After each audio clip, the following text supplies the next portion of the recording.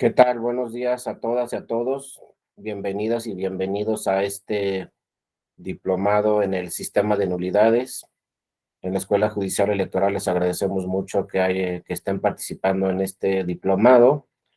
El día de hoy vamos a dar inicio a las diferentes sesiones. Conmigo van a haber varias sesiones. Este, Terminando cada una de las sesiones podemos comentar los asuntos que se vean, o si no, pues también durante el desarrollo de las sesiones pueden por ahí poner una manita, abrir su micrófono, poner comentarios en el chat. Es decir, las respuestas no, y las preguntas no solamente son al final de cada sesión, sino pueden realizarlas durante el desarrollo de, de la sesión. En cualquier momento pueden preguntar cualquier duda. En la Escuela Judicial Electoral nos gusta mucho que participen las alumnas y los alumnos en todos los cursos. Entonces, bueno, conmigo van a tener varias sesiones, pero como les decía, sí es muy importante su participación y que sea en cualquier momento, no solamente al final de cada sesión. Ojalá este curso sea de su utilidad para sus actividades profesionales o para sus actividades académicas. Las presentaciones que estemos revisando en cada sesión podemos hacérselas llegar. Yo les voy a dar las primeras 3 sesiones, entonces terminando las primeras 3 sesiones, si ustedes quieren la presentación, con todo gusto, una vez que terminemos estas 3 sesiones, por lo menos la de hoy y la de mañana, terminando la sesión de mañana, que también es conmigo, con todo gusto me pueden pedir la presentación, me escriben aquí a mi correo electrónico dario.mora@te.gov.mx y yo les puedo pasar lo que vayamos viendo, las láminas que estemos estudiando de la presentación, se las puedo ir pasando, o si no, terminando el diplomado, pues también les puedo pasar ya toda la presentación completa de todas las láminas que pues estemos analizando una por una, ¿no? En cada sesión, pero insisto, sí es muy importante su participación. Bueno, ya entrando en materia, recuerden que el sistema de nulidades, pues es el tema central muchas veces en la materia electoral.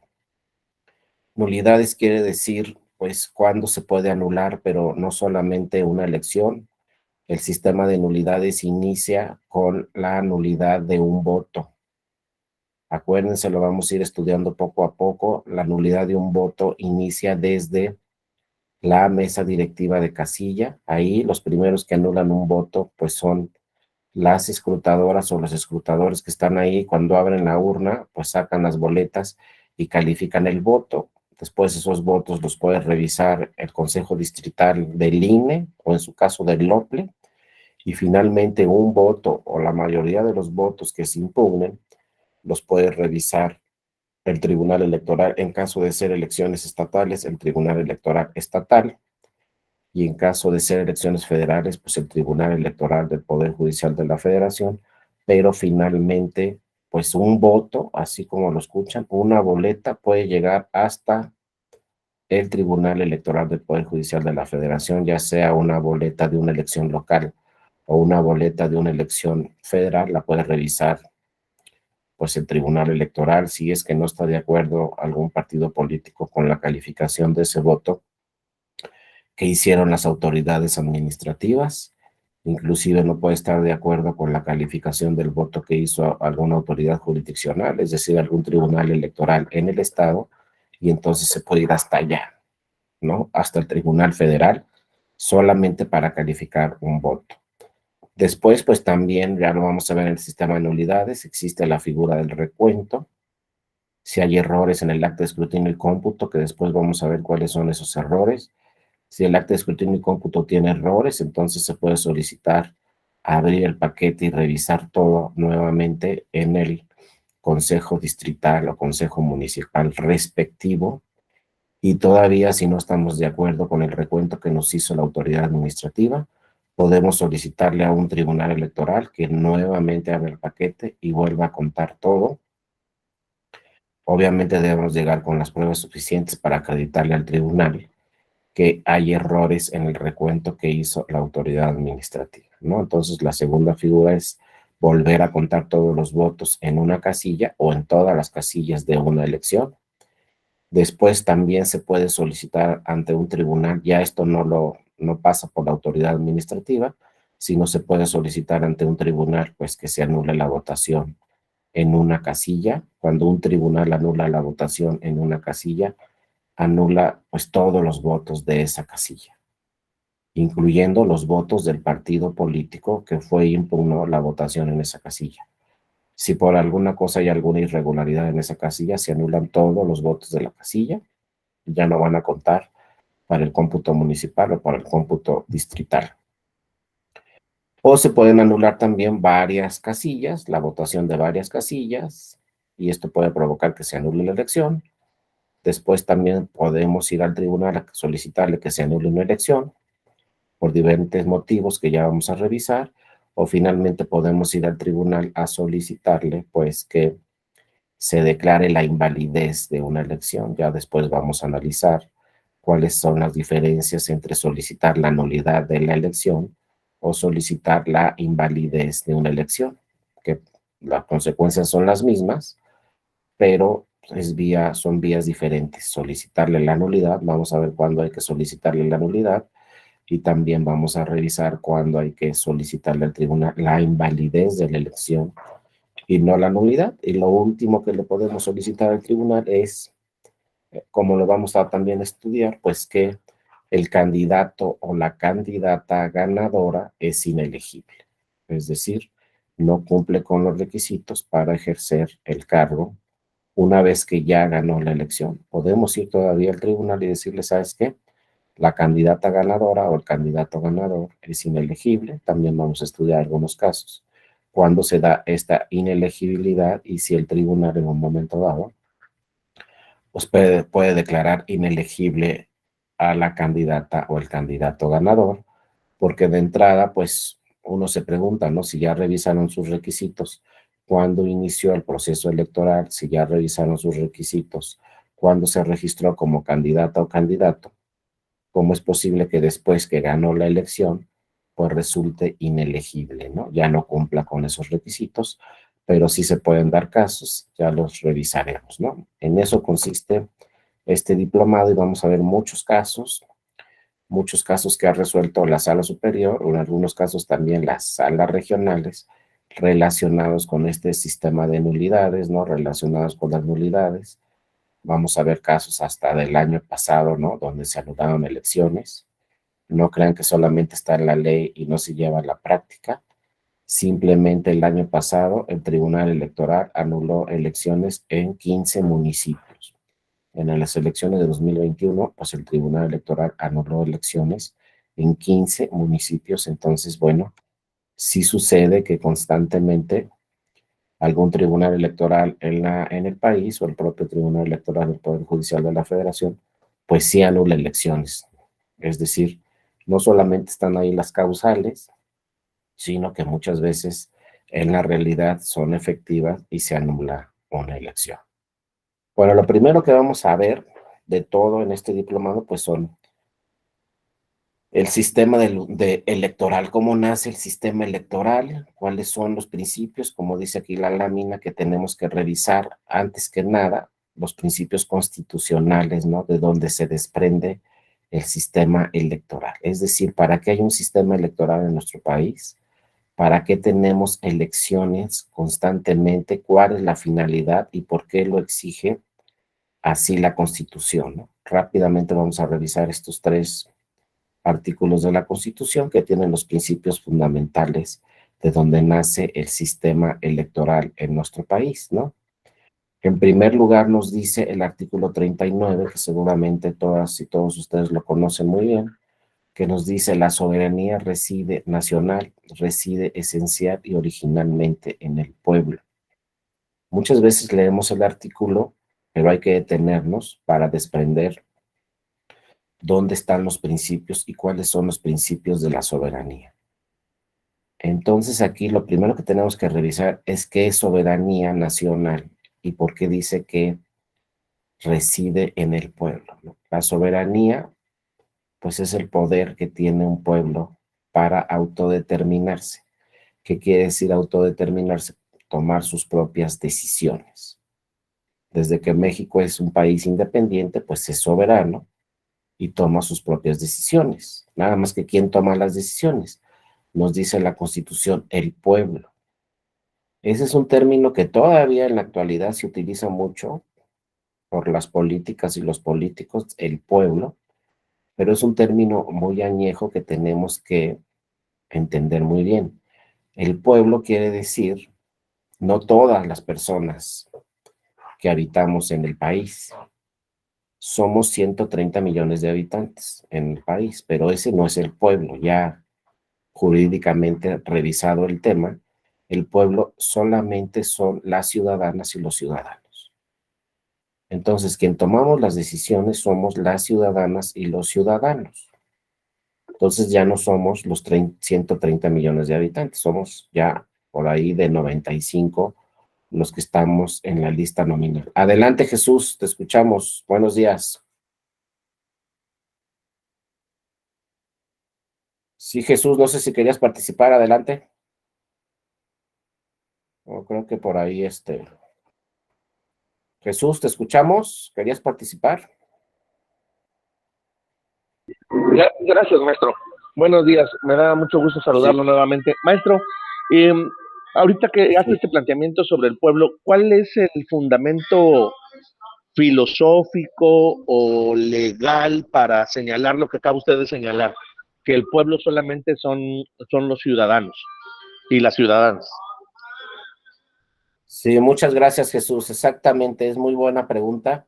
Fíjate que la soberanía reside en el pueblo y nos dice primero la Constitución que el pueblo somos solamente las ciudadanas y los ciudadanos porque los que vamos a tomar las decisiones somos los que vamos a votar el día de las elecciones. Esa es la forma de tomar las decisiones en un país, acudiendo a votar el día de las elecciones.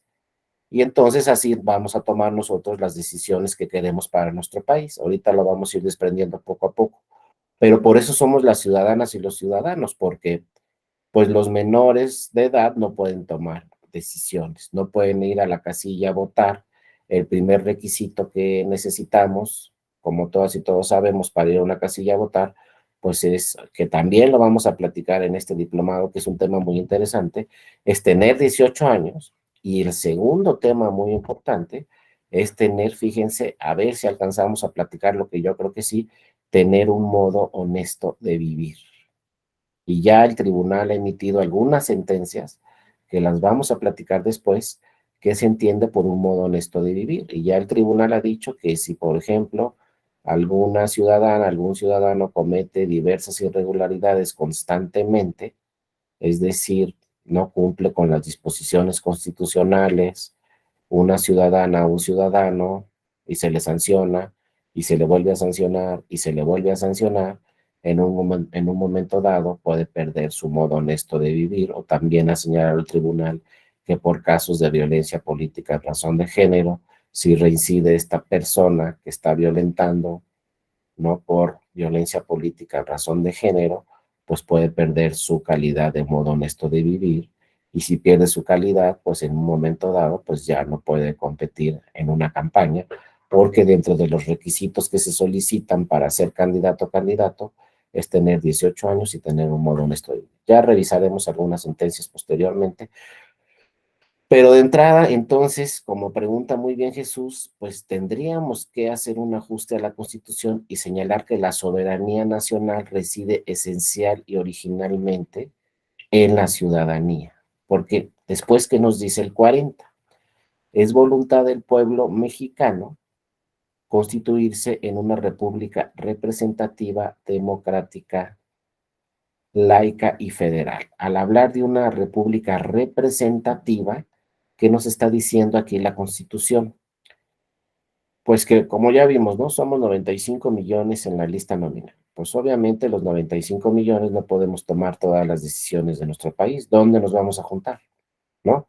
Ya no estamos como en Grecia, que se juntaban por ahí, tomaban las decisiones. Somos 95 millones. Entonces, desde ahí se desprende el tema de representación. Nos dice la Constitución, vamos a tener que elegir a los que nos van a representar. y tomar las decisiones por nosotros. ¿Quiénes nos van a representar y van a tomar las decisiones por nosotros, ¿no? Y entonces, pues se nos dice también en nuestra Constitución que en México tenemos un modelo federal. Al decirnos la Constitución que en México tenemos un modelo federal, quiere decir que hay dos órdenes de gobierno, el orden federal y el orden estatal. Entonces, al tener dos órdenes de gobierno, nos van a representar en nuestro estado o en la Ciudad de México y también nos van a representar a nivel federal. ¿Quiénes nos representan a nivel federal? Pues la Presidencia de la República, las senadurías y las diputaciones. Nosotros, obviamente, cada uno de nosotros estamos en un distrito. Ahí tenemos un diputado federal o una diputada federal que nos representa y también en nuestro estado tenemos una senadora o un senador que nos representa. Y a nivel nacional tenemos pues actualmente un presidente que nos representa. Pero también está el orden local. En el orden local, pues si somos de cualquier estado, por ejemplo yo que vivo y radico en el Estado de México, que ahí está su casa, bueno, a mí me representa actualmente un gobernador, también me representa pues una presidenta municipal en el municipio que me corresponde, la regidora, los regidores, el síndico, etcétera, y también me representan una diputada o un diputado del Congreso estatal. Entonces hay dos órdenes de gobierno. Somos una república representativa. Y también nos dice la Constitución democrática. Quiere decir, al hablar de democracia, pues que vamos a acudir todos un día, ¿no?, a una casilla a elegir a los que nos, de forma democrática, es decir, vía el voto, vía decisión de la mayoría, quienes nos van a representar. Pero como preguntaba muy bien Jesús, los que podemos ir a la casilla a decidir y elegir quién me va a representar en cada uno de estos órdenes de gobierno, somos las ciudadanas y los ciudadanos. No podemos ir todos. Entonces, eso es muy importante porque somos,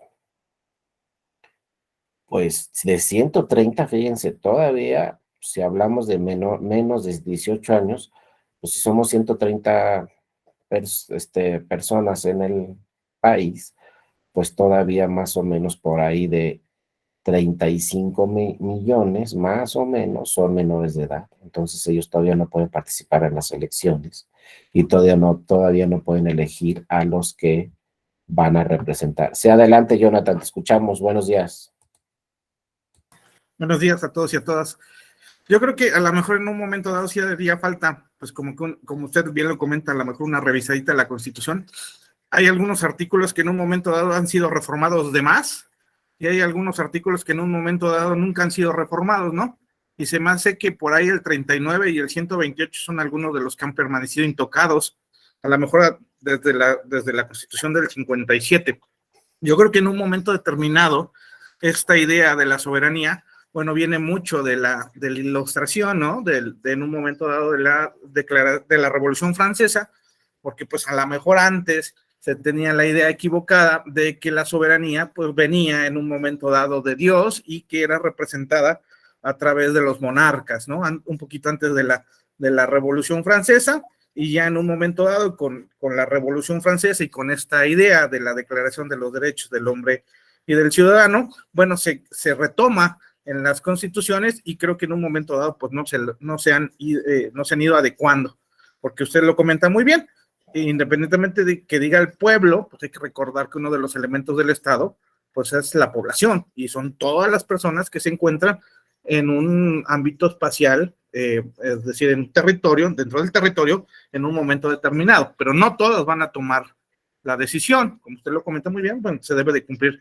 con ciertos requisitos. Respecto al término de democracia,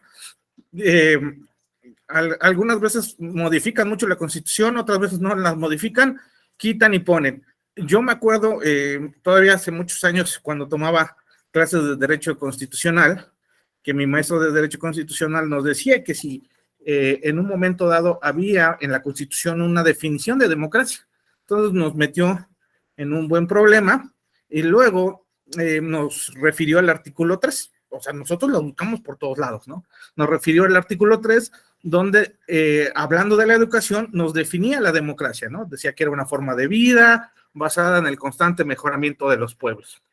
No era solo una forma de gobierno. Ahorita estuve revisando los apuntes y la Constitución, y creo que ya lo reformaron y le quitaron esa definición, que para mí en un momento dado pues era muy progresista y muy bonita, y una de las pocas, ¿cómo se llama? Uno de los pocos elementos en donde a lo mejor jurídicamente estaban elementos jurídicos en donde se definía la democracia. Porque bueno, todo el mundo hablamos de democracia, pues nos quedamos en un momento dado con el término de los griegos, ¿no? Del demos pueblo, kratos poder.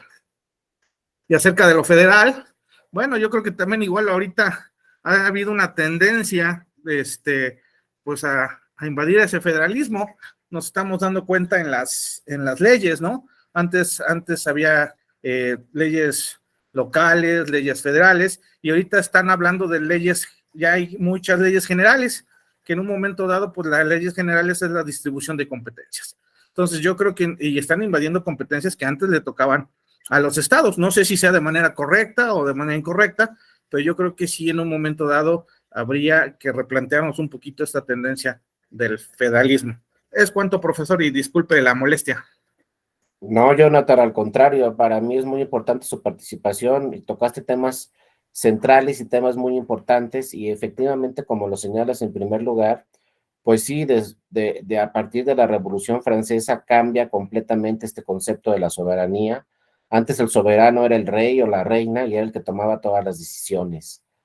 A partir de la Revolución Francesa y después de la Revolución, pues en Estados Unidos, pues nace muy este concepto de la soberanía, donde se dice claramente que las decisiones obviamente ya no las va a tomar un soberano, de ahí que nazca la palabra soberanía, ya no va a ser una persona, no va a ser unipersonal, no va a ser una soberana la que tome las decisiones en nuestro país, sino va a ser pues el pueblo, ¿no? La ciudadanía la que tome las decisiones, y estas decisiones será a través de los representantes y las representantes que tengamos en los diferentes órdenes de gobierno. Aquí ya luego lo vamos a analizar a fondo, pero el primer problema que hay que revisar es si efectivamente quien nos representa está tomando decisiones a favor de quienes lo eligieron y quienes seguramente están esperando que tome decisiones a favor de la ciudadanía y no sean por intereses personales.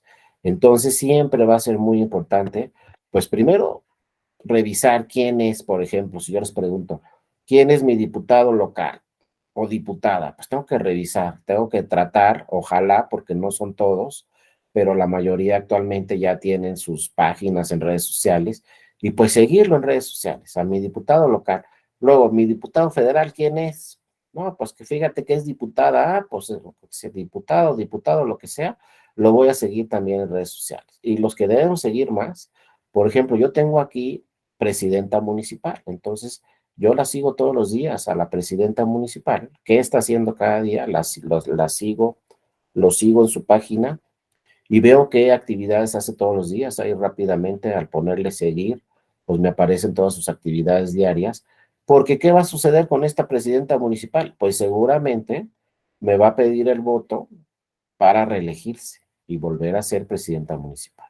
Entonces yo tengo que seguir, darle seguimiento a ver qué está haciendo, qué pasa con el alumbrado, qué pasa con la seguridad, tengo agua, no tengo agua en mi casa, pasa el camión de la basura, no pasa el camión de la basura, sobre todo los temas más delicados, ¿no? Cómo está el tema de seguridad, cómo está el tema de salud, en fin, entonces le tengo que dar seguimiento, porque todos estos que nos representan, también la senadora o el senador, que son varios, ya vamos a ver, pues tengo que darle seguimiento, porque todas estas personas seguramente me van a pedir nuevamente el voto. Antes, acuérdense, no existía la reelección inmediata, pero la reelección siempre ha existido, porque luego por ahí pues se nos dan la idea, la reelección se acaba de reformar la Constitución y ya apareció la figura de la reelección. No, la figura de la reelección siempre la hemos tenido, siempre. Lo que no teníamos era la reelección inmediata, porque yo podía ser presidente municipal, luego me iba de diputado y luego podía regresar de presidente municipal. o por ejemplo, actualmente en el Senado de la República, pues hay personas que ya fueron senadores 3 veces, como el senador Ricardo Monreal, creo que es la tercera vez que es senador de la República, y no existía la figura de la reelección, pero bueno, fue senador, luego se fue diputado, luego se fue gobernador, y luego nuevamente senador, ¿no? Ahora ya tenemos la inmediata, entonces seguramente todas estas personas pues van a pedirnos nuestro voto nuevamente. Y la decisión, porque los soberanos somos nosotros, la decisión nos la van a pedir seguramente en las próximas elecciones. Entonces hay que ver si de veras están haciendo una buena representación o no están haciendo una buena representación de nuestros intereses como ciudadanía. De ahí que nazca, ¿no?, este tema tan importante de la representatividad. ¿Me está representando bien o no? Porque yo voy a decidir, nadie más, yo voy a decidir si se va a reelegir esta persona o no, o si a lo mejor por ahí me lo encuentro aspirando a otro cargo público. A lo mejor la presidenta municipal que tengo yo ahorita, después va a querer ser gobernadora y me va a volver a pedir mi voto. Y entonces la decisión la tomamos nosotros. Eso es lo más importante que nos dejan estos principios constitucionales, que la decisión la tenemos que tomar nosotros y va a ser el día de las elecciones vía nuestro voto. Por eso tenemos que proteger todas las condiciones necesarias que deben de realizarse para que ese voto se emita de una forma libre y de una forma democrática y que gane el que obtuvo la mayor votación. Y por otro lado, este tema también muy interesante que toca Jonathan, que hay que revisar también muy bien el federalismo, ¿no? Porque de entrada, pues tenemos un Instituto Nacional Electoral y nuestra Constitución, por ejemplo, nos dice que somos una república federal y antes se llamaba Instituto Federal Electoral. Y había institutos estatales en cada una de las 32 entidades federativas, respetando este tema del federalismo. Y entonces, ¿qué pasó después? Viene una reforma en 2014 y se le pone Instituto Nacional Electoral. Se le pasan mucho más atribuciones a este Instituto Nacional Electoral y pierden esas atribuciones los institutos estatales electorales. Entonces, de alguna forma, se está Perdón, afectando el federalismo, ¿no? Sí, perdón que le Jesús, interrumpa. adelante. Muchas gracias, pero a mí me parece, digo, es una opinión personalísima, que esta reforma en realidad pues no ha abonado en sí al fortalecimiento democrático. Me parece que no. La exposición de motivos decía que era la presión que hacían los gobernadores sobre los consejeros electorales, pero ahora esa presión la hace el Consejo General del INE o consejeros de manera individual sobre consejeros electorales.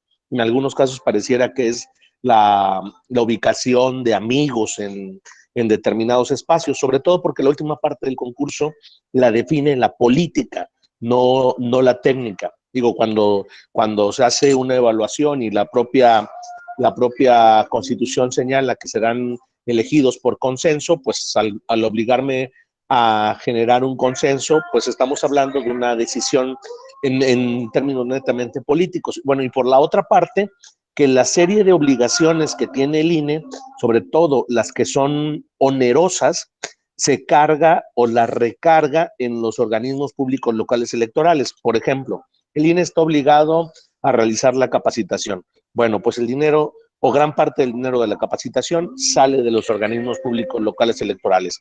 Se crea un servicio electoral local. Ese servicio electoral local, también el pago de ese servicio electoral local, pues sale de los organismos públicos locales electorales y ahora la pugna, me parece, desde el INE o el empuje que viene desde el INE es que hay que meter más gente a ese servicio local. Ese tipo de situaciones, pues, y otras más, me parece que no han permitido generar o que no han sido la solución para la enfermedad de esta idea que los gobernadores de los estados generaban presión hacia los organismos electorales. Y en alguna ocasión alguien comentaba, algún maestro nos comentaba a nosotros, que si esa era la enfermedad, si la enfermedad era la intervención de los gobernadores, el quebranto del principio de imparcialidad por parte de los gobernadores, pues entonces, ¿por qué buscábamos matar al enfermo y no curar la enfermedad? Es decir, tomar una serie de medidas de medidas contra ese rompimiento del principio de imparcialidad por parte de esos actores. Pero bueno, perdón, a lo mejor me salí un poco del tema. Y por último, respecto de lo que comentaba el compañero Jonathan, me parece interesante a mí también el hecho de que tomemos ideas todavía, por ejemplo, de los griegos, democracia, demos, pueblo y kratos, poder. Pero ¿cuál era el pueblo de ellos? Pues el pueblo de ellos eran los hijos de griegos nacidos, o los hijos de los atenienses nacidos en Atenas, o los atenienses nacidos ahí o fuera de ahí, más o menos como definimos al ciudadano. La diferencia era que nosotros 18 años y ellos 21 años. Como una institución, y ese era el pueblo, ese era el pueblo. Los que no eran pueblo eran los esclavos y las mujeres, y los extranjeros. De ahí los demás eran pueblo. Pero para mí sí es cuestionable eh, que todavía tengamos esa institución tal cual como pueblo y que definamos pueblo. Y lo digo en muchas ocasiones, lo he visto así, definamos pueblo a partir de solamente los ciudadanos. De veras, solamente los ciudadanos somos el pueblo. Digo, tenemos el poder de decidir, pero mi hija no es parte del pueblo, mi hijo no es parte del pueblo. ¿Qué es lo que hace esa diferencia? ¿Quiénes sí somos pueblo y quiénes no somos pueblo? Ahí sí me suscribo, aparte de lo que comentaba Jonathan, digo, él lo comentaba respecto de este concepto de soberanía que bajaba, lo que justifica Hobbes, que la soberanía baja a través de esa especie de poder divino, y el soberano pues es soberano por determinada circunstancia, y el soberano, bueno, aquellas ideas de que el soberano pues le rendía a Dios, ¿no? Y Dios se iba a encargar de él. Pero bueno, ese era el comentario. Muchas gracias, maestro. Gracias a todos y No, a todas. ti, Jesús, muchas gracias. Sobre todo hay que revisar, bueno, como dice muy bien Jonathan, el tema de los griegos, pues así empezó. Obviamente no era un ideal de la democracia, pero por lo menos los griegos, pues sí tomaban la opinión de algunas personas, muy como dice Jesús, no de todas, pero se pedía la opinión de algunas personas, no como en la mayoría de los estados donde había un soberano, el rey o la reina, y ellos, como dicen, dependían de Dios y ellos tomaban las decisiones y no le preguntaban absolutamente a nadie más, ¿no? Así empezó la democracia. Afortunadamente, pues ya ahorita todos podemos participar en la toma de decisiones, y bueno, este concepto del pueblo yo me estoy refiriendo solamente a lo electoral, ¿no? La voluntad del pueblo, ¿no? Pues será solamente en lo electoral los que tomemos esas decisiones, y también tiene una razón de ser, ¿no? De que no tomen las decisiones para ver quiénes nos representan, obviamente, todas las personas, porque bueno, los menores de edad, pues todavía, ¿no? Como dicen los estudios en la mayoría de los países en el mundo, pues no le podemos pedir a una niña o un niño que tome una decisión tan importante, porque todavía no tienen los elementos necesarios para tomar una decisión de esta magnitud, ¿no? De decidir quién lo va a representar, pues no son menores de edad, están en plena etapa de estudio, de educación, y no tienen todavía las capacidades para tomar esas decisiones. En algunos otros países, por ejemplo, la mayoría de edad, pues es hasta los 21 años. En México se decidió que a los 18 años, inclusive por ahí, pues también hay temas muy interesantes que se habla de la madurez de una persona. Por ejemplo, el Tribunal Constitucional de Colombia decidió que, bueno, más o menos haciendo el símil en México, que una persona, una mujer indígena en Colombia, podía ser presidenta municipal y tenía, creo que, 17 años. Entonces, y esto llegó hasta el Tribunal Constitucional de Colombia y se dijo, pero ¿cómo permite un tribunal que una persona de 17 años que no tiene todavía la ciudadanía conforme lo señala la Constitución, pues cumpla con los requisitos para ser presidenta municipal? Uno dice, no, pues no puede ser presidenta municipal, que no sé exactamente cómo se llama el cargo en Colombia, pero no puede ser presidenta municipal porque no tienes los 18 años. Sin embargo, fíjense, el Tribunal Constitucional colombiano señaló que tenía la madurez suficiente, aunque no tuviera los 18 años, por dos elementos. En primer lugar, estaba casada, tenía creo que 4 años ya de casada, a los 17 años, y tenía 2 hijos. y ella se encargaba de los 2 hijos y de todo, etcétera. Entonces, el Tribunal Constitucional colombiano dijo, no, pues tiene la madurez suficiente, porque es una persona que ya tiene la responsabilidad, ¿no? De 2 hijos, de toda una familia desde hace 4 años, y decidieron que sí cumplía con los requisitos, a pesar de que no tenía los 18 años. Pero entonces esto de la ciudadanía y esto de los 18 años, pues realmente lo que busca el Estado es que la persona tenga la madurez necesaria para tomar este tipo de decisiones tan importantes como elegir a quiénes nos van a representar. No le podemos pedir a una niña o un niño de 10 años, decirles, oye, ¿sabes qué? Elige a los que te van a representar, si todavía ni siquiera conocen bien el sistema, ¿no? No saben qué es un senador, qué es una senadora, para qué están ahí, qué hace la presidenta o el presidente, qué hace un gobernador, qué hace una gobernadora. Entonces, de ahí que viene la figura de los 18 años para tener representación, ¿no? Pero bueno, son temas que siempre se han discutido en la mayoría de las naciones, pero en la mayoría de las naciones o de los estados democráticos, pues se habla de los 18 a los 21 años para tener esta madurez y para tomar estas decisiones. Me voy a lo electoral porque muy bien, como dice Jesús, pues en realidad el pueblo tendríamos que ser todas las personas que estamos en el país, pero las decisiones de quiénes nos van a representar no las tomamos todos, ¿no? Como también muy bien dice aquí en el chat Carla, ¿no?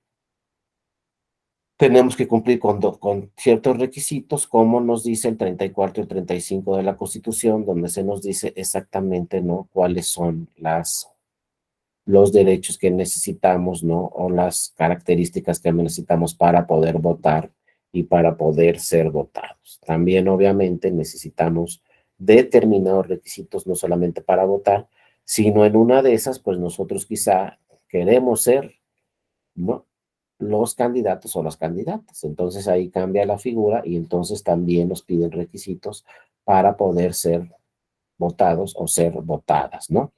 Nos pregunta también Antonio, algo parecido sucede en las consejerías electorales. La mayoría de las legislaciones locales establecen que para acceder a ellas se requiere contar con una edad de 30 años. Así es, exactamente, Antonio, para cada cargo, para cada calidad, para cada nombramiento, pues el constituyente permanente busca que se tenga la madurez necesaria, la experiencia necesaria y ¿no? Y pues, plasman ahí una serie de requisitos, ¿no?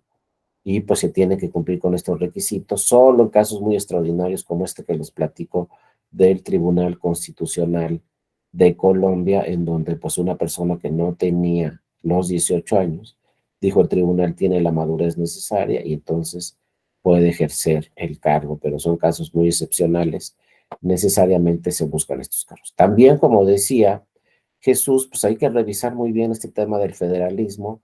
Este tema, desde mi punto de vista, yo creo que hay que fortalecer nuevamente a los institutos estatales electorales, darles mayor fortalecimiento, porque poco a poco pues están perdiendo muchas atribuciones que les deberían de corresponder. Y luego hay otro tema muy importante, ¿no? En este tema de los institutos estatales electorales, pues que su presupuesto no lo aprueba el Congreso Estatal. ¿Y qué tal si el Congreso Estatal les quiere aprobar un presupuesto muy recortado, muy bajo? ¿Qué hacen ahí los institutos? ¿No? Dependen necesariamente del presupuesto que apruebe y este presupuesto lo aprueba pues directamente el Congreso Estatal. Acuérdense que el presupuesto que tienen todos los institutos estatales electorales en el país, pues es un presupuesto que aprueba directamente su Congreso Estatal y ya han llegado también casos al tribunal donde se revisa estos temas porque nos dicen en el tribunal, nos dice el instituto y llega, oye, ¿sabes qué? Pues en mi entidad federativa no quieren aprobar el presupuesto o me recortaron el presupuesto. Inclusive han llegado casos muy interesantes donde llega el instituto y dice, de plano ya no puedo ni pagar la nómina de las personas que trabajan aquí en el instituto porque el Congreso Estatal no ha autorizado ese presupuesto. Entonces, ¿dónde está la autonomía y dónde está la independencia de un órgano tan importante si el Congreso Estatal es el que aprueba el presupuesto? También ya lo hemos visto con el INE, pues que en los últimos años ha querido no también el Poder Legislativo, la Cámara de Diputadas y Diputados, pues ha querido recortar y ha recortado el presupuesto también a nivel nacional. Entonces hay que revisar todos esos temas. También el federalismo, como algunos lo dicen, suena muy bonito, pero también es un tema, como lo estamos revisando, de presupuesto. Por ejemplo, ya sucedió una vez, una entidad federativa que fue Baja California, ellos dijeron, vamos a tener nuestra propia credencial para votar con fotografía y crear, para ser más autónomos, independientes, vamos a crear nuestra propia lista nominal y vamos a crear nuestra propia credencial para votar con fotografía. Esto sucedió en Baja California, pero en primer lugar tuvieron muchos problemas presupuestales, porque se dieron cuenta que era carísimo crear este sistema. Después vinieron las elecciones y la mayoría de las personas iban con la credencial del IFE a votar y no con la credencial local. Total, que pasaron algunos años y el Congreso decidió revocar, ¿no? Darle para atrás a esta decisión y que fuera solamente la credencial del INE la que se utilizara tanto para elecciones locales como para elecciones federales. Entonces, vean, a lo mejor lo ideal es que sí, que cada entidad federativa tuviera su propia lista nominal para las elecciones locales, tuviera su propia credencial para votar con fotografía, pero los temas presupuestales son muy importantes. Recuerden que la figura del federalismo, que seguimos en otro tema, no hemos entrado a nulidades, pero bueno, hay varias sesiones. Recuerden que el tema del federalismo pues viene del sistema americano. Muchas partes del federalismo que está en México son iguales al modelo americano, nada más que el modelo americano, ojo, su economía es mucho más fuerte. Simplemente, por ejemplo, en California, pues tienen un senado, tienen senadores que representan solamente a California. En California, pues tienen representantes no del Congreso y también tienen un senado, pero un senado local, ¿no? Un senado en Baja California. Y así los estados o las entidades federativas en Estados Unidos son muy poderosas. Baja California, California o Texas o algunos otros estados, pues tienen la economía tan fuerte de un país, ¿no? California tiene una economía más fuerte que la mayoría de los países en el mundo. Podría ser, por ejemplo, solamente California como la economía número 6 o 7 en el mundo. Por ejemplo, si California se independiza, pues sería un país el número 7 en economía. Solamente un estado de los 50. Entonces, bueno, allá pues, se fortalece muy bien el federalismo porque sus economías son muy fuertes. Pero en México traemos la figura del federalismo, pero nuestras economías no son muy fuertes. Y en el tema electoral, pues les pongo ese ejemplo, ¿no? Primero, pues sería idóneo quizá y sería mucho más independiente, mucho más autónomo que cada entidad federativa tuviera su credencial, pero no nos alcanza. Luego, otro tema es la fiscalización. También se ha cuestionado mucho por qué le quitaron esa atribución tan importante a los institutos estatales electorales de la fiscalización. Bueno, porque iba a ser electrónica, porque iba a ser en tiempo real. ¿Y cuál es la realidad? Que esa plataforma de fiscalización que tiene el INE, donde realiza la fiscalización de elecciones federales y de elecciones locales, es carísima la plataforma, muy cara, y tiene que tener profesionales ahí que se contratan, especialistas en ese tema, y entonces muchos dicen, bueno, nos traemos esa plataforma a nuestro estado. Pues no va a haber presupuesto para traernos esa plataforma a nivel estatal. Que claro, lo idóneo, yo siempre he dicho, es que pues se repartan esas atribuciones. Lo idóneo era que la fiscalización de las elecciones locales las hicieran los institutos estatales electorales y que la fiscalización, como estaba antes de las elecciones federales, pues el IFE, ¿no? Ahora el INE. Pero es tan costoso el sistema que serían pocos los institutos en las entidades federativas que tuvieran el presupuesto necesario para estos temas de fiscalización. Entonces hay que ver que sí es muy importante el orden federal y el orden local, el federalismo, pero también hay que ver las realidades, ¿no? Les digo que en muchos estados, pues ya el Congreso estatal no quiere aprobarle los presupuestos a los institutos estatales electorales y tampoco quiere aprobarle los presupuestos a los tribunales electorales estatales. Entonces es un problema muy complejo. Habrá que ver y vean cómo pues, estamos en una discusión en este momento hay una discusión muy importante en el Senado de la República, en la Cámara de Diputados y Diputados, sobre una reforma electoral, y pues hay diversas iniciativas que hablan hasta de desaparecer los soples y desaparecer los tribunales electorales, ¿no? Yo creo que eso no va a suceder. Esperemos que no suceda. No estoy yo de acuerdo con esas iniciativas de ley, pero lo están señalando por temas económicos, ¿no? Pero no podemos olvidar que se tiene que cumplir con el federalismo en México y que no un tema económico va a ser el pretexto para desaparecer el orden local. Desde mi punto de vista, hay que fortalecer el orden local y hay que revisar todos los temas para tener un sistema pues más fortalecido a nivel local, porque el propio presidente del INE, ¿no? El doctor Lorenzo Córdoba, pues ya lo señalaron en muchas ocasiones, nosotros no tenemos la capacidad tampoco para organizar las elecciones municipales en todo el país.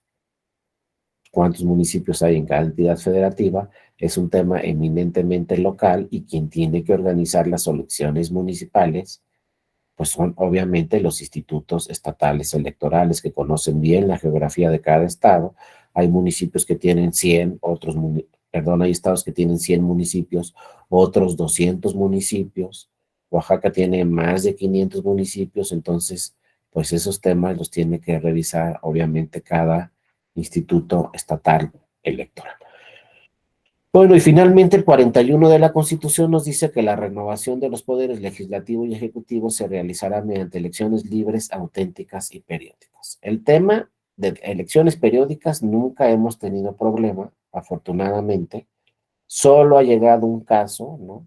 Un caso que llamó mucho la atención ya hace muchos años al Tribunal Electoral, donde sí en Yucatán tuvieron un gobernador que duró 10 años. Y uno dice, caray, ¿cómo que 10 años? Es el único que ha durado más de 6 años, pero un gobernador que primero entró como interino y luego vinieron las elecciones y la ciudadanía votó por él para que fuera el gobernador constitucional. Fue un caso excepcional, donde primero entró como interino y posteriormente como constitucional, pero afortunadamente después de la Revolución Mexicana no hemos tenido estos problemas de las elecciones periódicas. Todos duran en su cargo lo que tienen que durar. Los gobernadores duran 6 años. La presidencia de la República dura 6 años, y como ustedes ven, tenemos ya prácticamente un siglo donde todos los presidentes han durado lo que dice la Constitución, ni un día más. A nivel local sucede lo mismo, ¿no? A nivel federal, las senadurías duran 6 años, las diputaciones federales duran 3, las presidencias municipales, pues en la mayoría de las entidades federativas duran 3 años, algunos estados duran 4 por ahí, hay algunas excepciones donde duran 4 años. Luego pues nace esta figura de la reelección inmediata, entonces pues para presidencias municipales se pueden reelegir para un periodo. Para diputaciones federales, por ejemplo, se pueden reelegir hasta para 4 periodos, etcétera. Hay que ver cada cargo en lo particular, pero pues tenemos, ¿no?, este problema de las elecciones periódicas. No ha sucedido ningún problema al respecto, sí se cumple. El otro tema es elecciones libres. Elecciones libres quiere decir que nosotros vamos a ir a votar de una forma libre, que nuestro voto no ha sido coaccionado, que nadie nos está presionando a votar a favor o en contra de determinada candidatura, es lo que se llama coacción al voto. Estos temas sí han llegado hasta el tribunal y se han anulado elecciones por presión en el electorado. Ya veremos algunos casos particulares cuando se puede ejercer presión en el electorado y que eso en un momento dado puede provocar que se anule una elección, como muchas elecciones que se han anulado. Simplemente les digo un ejemplo que ya luego lo vamos a revisar a fondo. Por ahí tenemos una disposición constitucional muy importante en el 130 de la Constitución, que nos habla de separación iglesia-estado, que los ministros de culto no pueden participar en las elecciones, no pueden hacer propaganda política, no pueden presionar al electorado. Bueno, pues hemos tenido casos donde llega un ministro de culto, hace algunas manifestaciones al electorado, presionan al electorado a que vote a favor de una determinada candidatura, y eso ha provocado, entre otros casos, que se anulen diversas elecciones. No ha sido una elección. Ahí está la línea jurisprudencial que luego vamos a revisar del tribunal, donde ya en distintas ocasiones se ha anulado una elección porque no se cumple con este principio de separación de iglesia-estado del que habla el 130 de la Constitución. Y también hay casos muy interesantes donde ya se han anulado elecciones por violencia política en razón de género que estudiaremos posteriormente. Y también el tema, finalmente, que toca nuestra Constitución, elecciones auténticas. Aquí también se desprendió de una forma muy importante el sistema electoral mexicano. ¿Cómo estaba antes el sistema electoral mexicano? Y no crean que estoy hablando hace de 30,000 años, no, estoy hablando hace 30 años solamente. Acuérdense, por ejemplo, si ustedes revisan, pues todavía en la elección de López Portillo, fíjense cómo estábamos. Cuando se eligió al presidente López Portillo, resulta que era el único candidato a la presidencia de la República. No tenía contendientes. Fíjense de dónde salimos, ¿eh?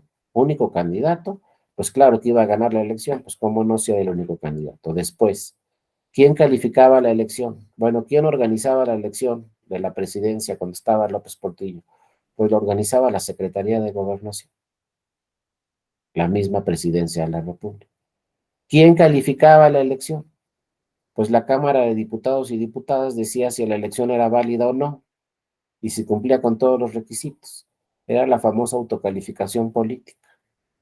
Después de López Portillo llegó Miguel de la Madrid. ¿Quién organizó la elección de Miguel de la Madrid? La Secretaría de Gobernación. ¿Quién calificó la elección de Miguel de la Madrid? Ahí le pusimos el primer grano, ¿no?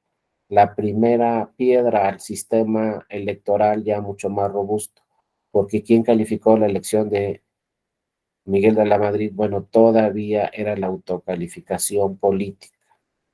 Todavía en esos temas, pues la calificación, la elección de Miguel de la Madrid la calificó las diputadas y los diputados decidieron que era el candidato ganador. Pero ¿por qué nace ahí la primera piedra en materia electoral? Porque Miguel de la Madrid fue el primer presidente que dijo, vamos a crear un tribunal electoral. Y en 1986 nace el Tribunal de lo Contencioso Electoral. ¿Cuál era el problema? Que era un tribunal con pocas atribuciones, era un tribunal administrativo, y el peor problema que tenía ese tribunal era que sus sentencias, no todas, pero las sentencias donde se calificaban las elecciones, podían ser revisadas por el Poder Legislativo. Si llegaban impugnaciones de diputaciones federales, resolvía el Tribunal de lo Contencioso Electoral y esas resoluciones las podía revisar todavía la Cámara de Diputadas y Diputados. Si llega, digo, el Senado de la República. Si llegaban impugnaciones de diputaciones federales, en segunda instancia las revisaba la Cámara de Diputadas y Diputados. ¿Cómo era posible que un tribunal lo revisara después una autoridad política? Y para la elección presidencial, pues esta la calificaba directamente la Cámara de Diputadas y Diputados. Pero ahí empezó un tribunal y luego viene, acuérdense, ¿no? Los que no son tan jóvenes así como yo, pues acuérdense que pasó en 1988, ¿no? Que dicen unos que se cayó el sistema, como que se cayó el sistema, pues que se cayó porque ya no habló, o porque se cayó porque se apagó, que se cambiaron los resultados, que no se cambiaron los resultados, ahí se armó un relajo, ¿no? La autoridad dijo, pues a lo mejor se dejó de funcionar el sistema electrónico, pero ahí están las boletas de papel en todos los distritos, si quieren vuélvenlas a contar y listo, se acabó el problema. Pero bueno, ahí fue una elección muy controvertida, muy cuestionada, hubo muchas discusiones en la Cámara de Diputados y Diputadas, se abrieron muchos paquetes, pero el órgano político era el que resolvía esos asuntos. Entonces, pues, ¿cómo es posible que la elección presidencial la organice la Secretaría de Gobernación y la califique un órgano político como es la Cámara de Diputadas y Diputados? Eso sucedió en 1988. Afortunadamente, lo mejor que nos dejó en 1988 fue rebustecer este principio de elecciones auténticas. Y entonces en 1990 dijo el Poder Legislativo, para que en realidad sean auténticas las elecciones, vamos a crear dos instituciones electorales independientes, autónomas, y entonces en 1990, pues se reformó la Constitución y en 1990 nace el IFE, y nace el Tribunal Federal Electoral, lo que ahora son el INE y el Tribunal Electoral del Poder Judicial de la Federación, pero ahí nace ya un sistema electoral mucho más robusto, ya con autoridades independientes y autónomas. Poco a poco se han ido fortaleciendo, no crean que esto fue de repente, porque cuando nace el IFE, ¿saben quién presidía el IFE? El secretario de Gobernación, en 1991, que fue la primera elección que organizó el IFE, la presidía el secretario de Gobernación, pero poco a poco se fueron desprendiendo estas atribuciones para que no interviniera para nada ningún órgano o ningún otro poder, sino fuera un órgano autónomo. Ahora, pues no, jamás podríamos soñar que el secretario de Gobernación volviera a presidir ahora el INE. Ya no, ya son autoridades autónomas, son autoridades independientes. También en 1990, que nace el Tribunal Federal Electoral, pues algunas de sus sentencias podían ser revisadas por los órganos políticos, pero luego viene una reforma en 1993 donde se dice ya las sentencias del Tribunal Electoral son definitivas e inatacables. A partir de 1993 ya nadie revisa las sentencias del tribunal. Y ojo, este es un tema que ha causado también mucha discusión tanto en México como en el extranjero. ¿Y cuál es la discusión que ha causado este tema? Y todos nos dicen y nos cuestionan en el tribunal, oye, pero ¿por qué la Suprema Corte de Justicia de la Nación no puede revisar las sentencias del Tribunal Electoral? Suena raro que siendo la Suprema Corte el Tribunal Constitucional en México más importante, no tenga competencia para revisar las sentencias del Tribunal Electoral. Pero bueno, es que el legislador a partir de 1990 lo que quería es tener una jurisdicción electoral independiente a cualquier otra jurisdicción. Y entonces acuérdense, cuando hablemos de derecho, cuando hablemos de tribunales, siempre hay que tener en cuenta, hay dos jurisdicciones en nuestro país. La jurisdicción ordinaria, es decir, el Poder Judicial ordinario, que revisa todas las materias, penal, civil, laboral, fiscal, administrativa, ¿no? Agraria, la que ustedes quieran, y hay otra jurisdicción electoral, independiente a la jurisdicción del Poder Judicial ordinario. Eso es muy importante. Y entonces nosotros para lo electoral creamos todo un sistema muy robusto y decidimos tener al IFE o al INE, luego tener institutos en cada estado, tener tribunales electorales en cada estado, tener un tribunal electoral federal, pero todo va aparte de las demás materias. Una legislación específica para la materia electoral. Y luego vean cómo el 41 de la Constitución, que habla de la materia electoral, pues tiene miles y miles de reformas, y es uno de los artículos más grandes de nuestra Constitución. Y ese artículo 41, pues se refiere directamente a las elecciones. Entonces, siempre en México debemos estar acostumbrados que lo electoral va aparte, porque todo esto nació en 1990 a partir de la desconfianza que tienen las ciudadanas y los ciudadanos en nuestro país en los resultados en las elecciones. Hay una desconfianza de toda la vida, ¿no? Sobre los resultados en las elecciones, entonces poco a poco se ha ido fortaleciendo el sistema electoral, pero tiene una vía especializada. En Europa, pues no entienden, ¿no? Por qué en México hay un tribunal constitucional electoral. En Europa todos los estados tienen su propio tribunal constitucional y su tribunal constitucional en Europa revisa todas las materias, todas. Pero dicen, no, pues fíjate que en Latinoamérica, sobre todo en México, pues tienen su propio tribunal electoral. Tienen la corte que ve todo, pero por otro lado, tienen un tribunal electoral, que también es un tribunal constitucional, pero sus sentencias no las puede revisar nadie. Y ojo, otro tema fundamental. En Europa están muy acostumbrados al doble sistema.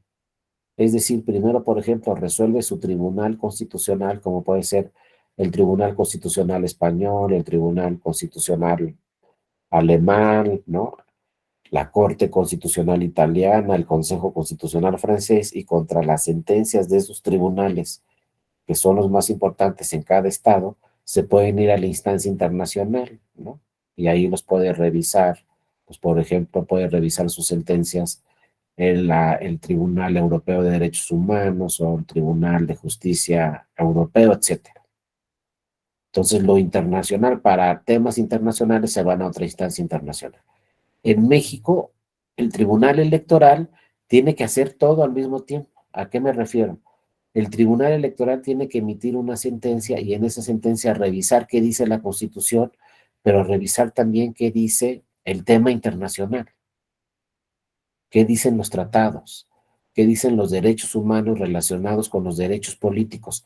Todo lo tiene que revisar al mismo tiempo el tribunal. No puede decir, por ejemplo, un partido, primero me voy al Tribunal Electoral Federal y luego me voy a la Corte Interamericana.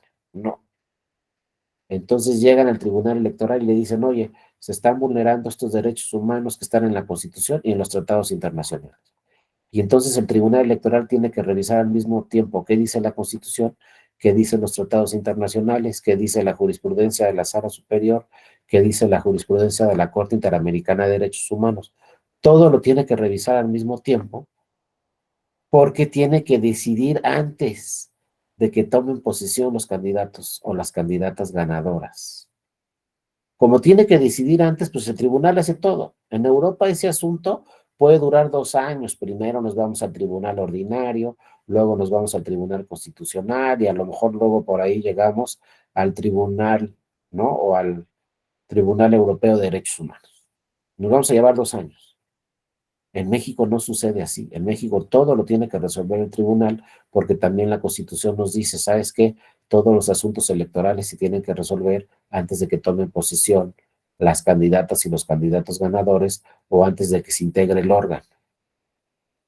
Por ejemplo, si soy candidato a gobernador y me impugnan la elección y me dicen, quiero que se anule la elección de gobernador, ese asunto ¿a dónde va a llegar? Primero va a llegar al Tribunal Electoral del Estado y contra la sentencia del Tribunal Electoral del Estado, me voy a ir al Tribunal Electoral Federal. Como se trata de elección de gobernador o gobernadora, lo va a resolver en única instancia la Sala Superior. Pero ¿cuánto tiempo tiene el Tribunal Electoral del Estado y cuánto tiempo tiene el Tribunal Electoral Federal para resolver una impugnación a una gobernatura? Pues lo primero que hace el Tribunal Electoral Federal es revisar a ver cuándo toma posesión la candidata o el candidato ganador. Ah, pues que toma posesión el 30 de septiembre. Ah, pues entonces todas las impugnaciones se tienen que resolver el 29 de septiembre, porque toma posesión el 30. Entonces muchos dicen, ah, pues nos vamos después a la Corte Interamericana. Ya no va a funcionar. Porque si te resuelve la Sala Superior del Tribunal Electoral y dice, se anula la elección de la gobernatura tal, como sucedió en Colima, por ejemplo, se anula la elección de la gobernatura en Colima. Luego digo, ah, me voy a ir a la corte. Pues ya cuando te vayas a la corte te va a resolver en 1, 2 o 3 años, pero aquí ya tomó posesión el candidato ganador.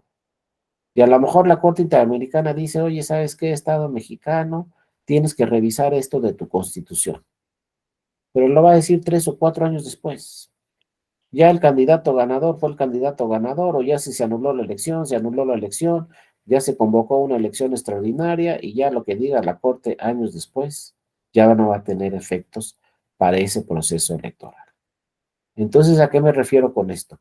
Que las decisiones de la Sala Superior son definitivas e inatacables y que a la Sala Superior le podemos hacer valer lo que dice la Constitución, pero también le podemos hacer valer lo que dicen los tratados internacionales y entonces el Tribunal Electoral tiene que hacer lo que se llama técnicamente control constitucional y control convencional. Tiene que revisar todas las normas constitucionales y tiene que revisar todas las normas convencionales, todos los tratados internacionales y después decir, ¿es válida la elección o se anula la elección? Y si la Sala Superior dice se anula la elección, créanme que se anula la elección y ya no hay para dónde ir. ¿Por qué no se puede ir a la Suprema Corte? Pues por la lógica que les estoy platicando. No crean que dijo el Poder Legislativo, no, que no vayan a la Corte.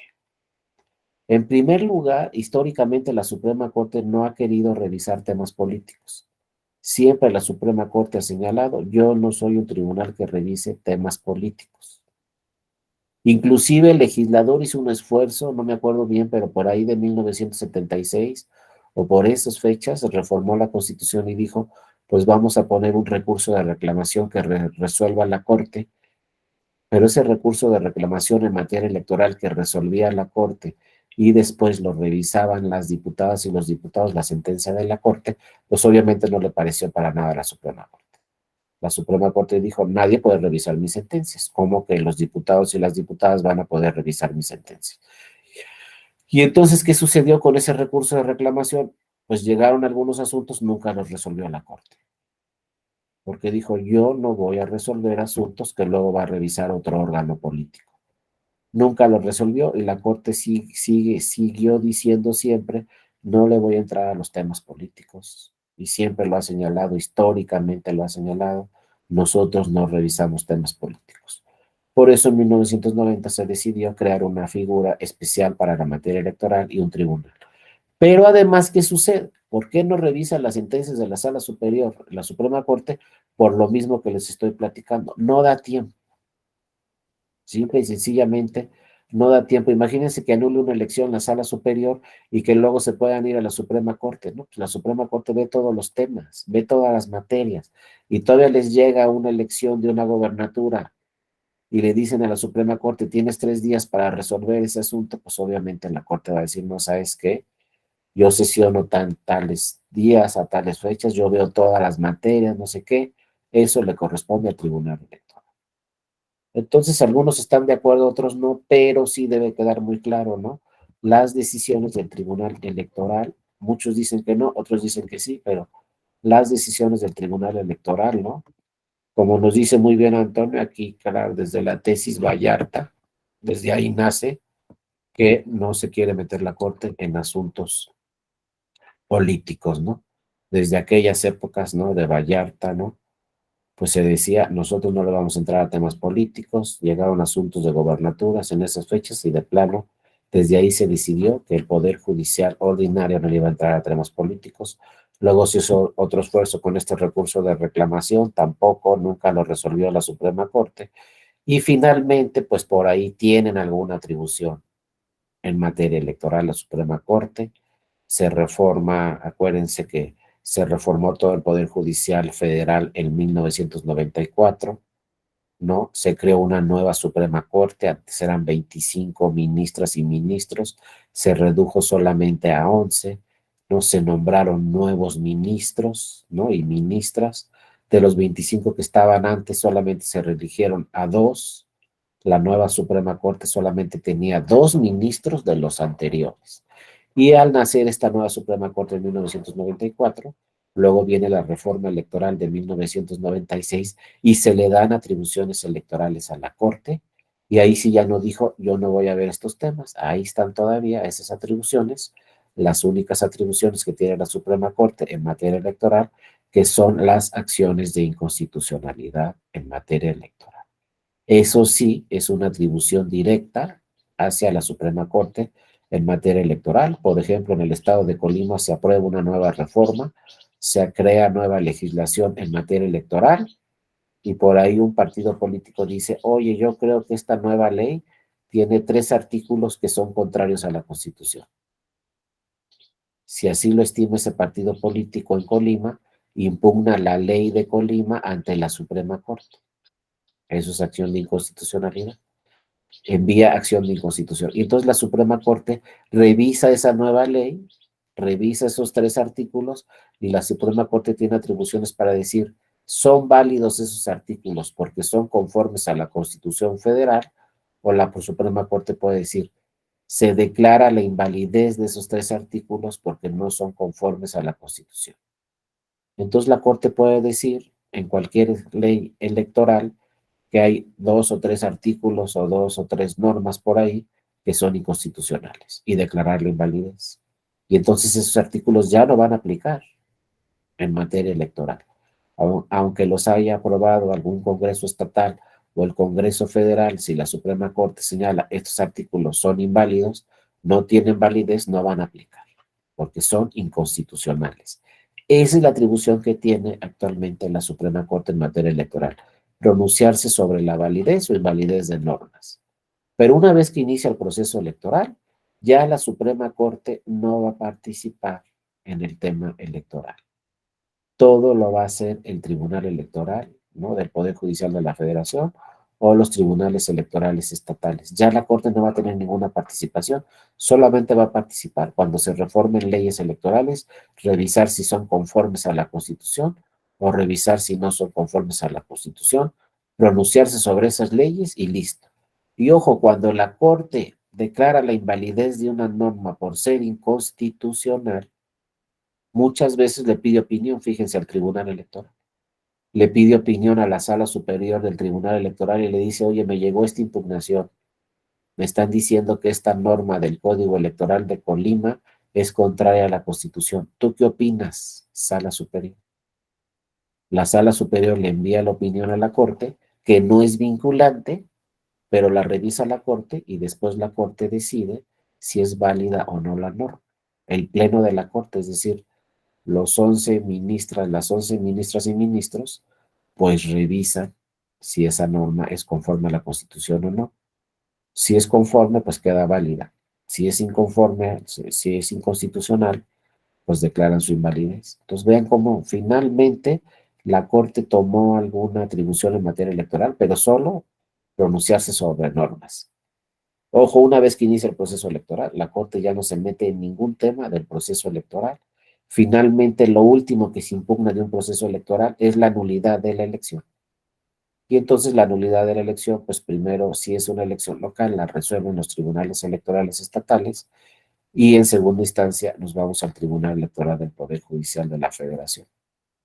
Tratándose de gobernaturas, la competencia es directa de la Sala Superior.